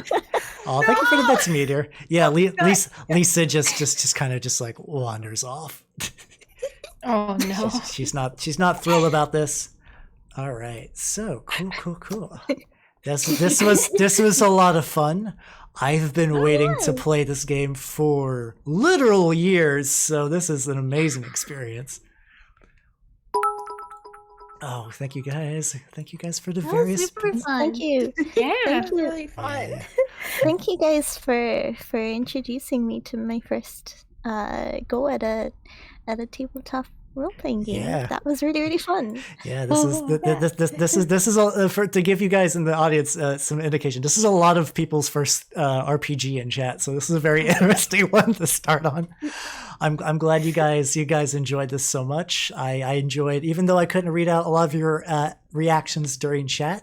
I also, Pi, thank you for the follow. Welcome to the workshop. I saw you guys all being here and reacting, and just seeing you guys react in disgust or horror or laughter. It was good to see you guys ready to party. I had a lot of fun. Yeah, you guys actually all did very well. I as far as I know, I think Alice is the only one I know 100% has previous role-playing game experience. I do. I feel like I was the most confused one still anyway. That's fair. I mean, this is very interesting stream like that. I mean, very interesting game, pretty much. Mm-hmm. It was really fun though. The imagery was really vivid. I was actually doodling little stuff from whatever was happening the entire time. I'll have to take pictures of it, but Oh yeah, Totally. definitely share those. And at some point, I want to I've seen people do edits of character sheets where they'll actually like post a picture and then post all the body parts. So I want to do that at some point with the crew, and I'll let you guys know when that goes up, so everyone who does want to play Nechronica can use all of our wonderful PCs as characters. Also, if you would like to try to game out yourself, you can find it here. It's a fully translated fan copy of the rules. This game is not officially released in English. All these wonderful people like spent probably many hours of time translating this. As someone who speaks very little Japanese and reads even less, the amount of work that must have gone into this is insane. So thank you for that. And then all right. So before we wrap up, I'm finding someone to raid. So starting with Alice, would you guys like to, if you have anything to shill, or if you just want to just like tell everyone what you guys do to check them out? Let me go ahead and get the collab command. So everyone follow all the cool people in here. So Blue Jockey, thank you for the bits. Oh, Blue Jockey, I actually I had to translate those myself. At some point, I might want to polish it up and actually release the English, because this was originally a Korean character sheet in Roll20. I had to college this together. There's also a Discord on there. Yes. So thank you for the hype train, guys. Seriously, you guys, I appreciate all the bits. These are definitely going into the leg fun. Meteor DM, thank you. I keep see. Oh god, crazy fun to watch. Yeah, I love niche role playing games. I love Japanese ones quite a bit. I've had a lot of people suggest Tokyo Nova next. That might be the next game I run. It's like an anime cyberpunk Japanese TRPG that uses tarot cards. So yeah. Oh, already got some people in chat very interested in running this soon. Very nice. All right. Sorry, I keep getting distracted. All right, Alice, just tell us about yourself. I'm shit. Well, every time, like I even fucked up my self-introduction in the beginning of the stream. I think I only said I'm a pro gamer or some shit. I mean, that's accurate, right? Hey, wow, yes. If I get to show myself, if any of you people are Nechronica fans and like cute anime girls and gore, that's like my whole deal on my channel. We mostly play horror games. That's like my entire life. Just horror contents. Please come over to my channel and discuss horror movies with me. She also doesn't mean karaoke if you get lucky. That's true. That's coming up this Sunday, probably. Oh, there we go. Next Sunday. Yeah. Yeah. I'm gonna get super drunk. Oh, hell yeah. Oh, you have to. Yeah, I have to. All right, Charlotte. Okay, hi. I'm Charlotte. Again, I'm like a black bear, Ursus americanus. Well, honestly, my channel is a lot. I like horror stuff too. Although I don't think I like horror stuff too. I love Jurassic Park. I love metal. I do all kinds of stuff and play all kinds of games, to be honest. I can't say I focus on one thing. I really would. I'm practicing a lot so I could actually like release covers of metal songs and stuff. Because that's what I really wanted to do. Oh, hell yeah. Yeah, especially like screaming stuff. But yeah. And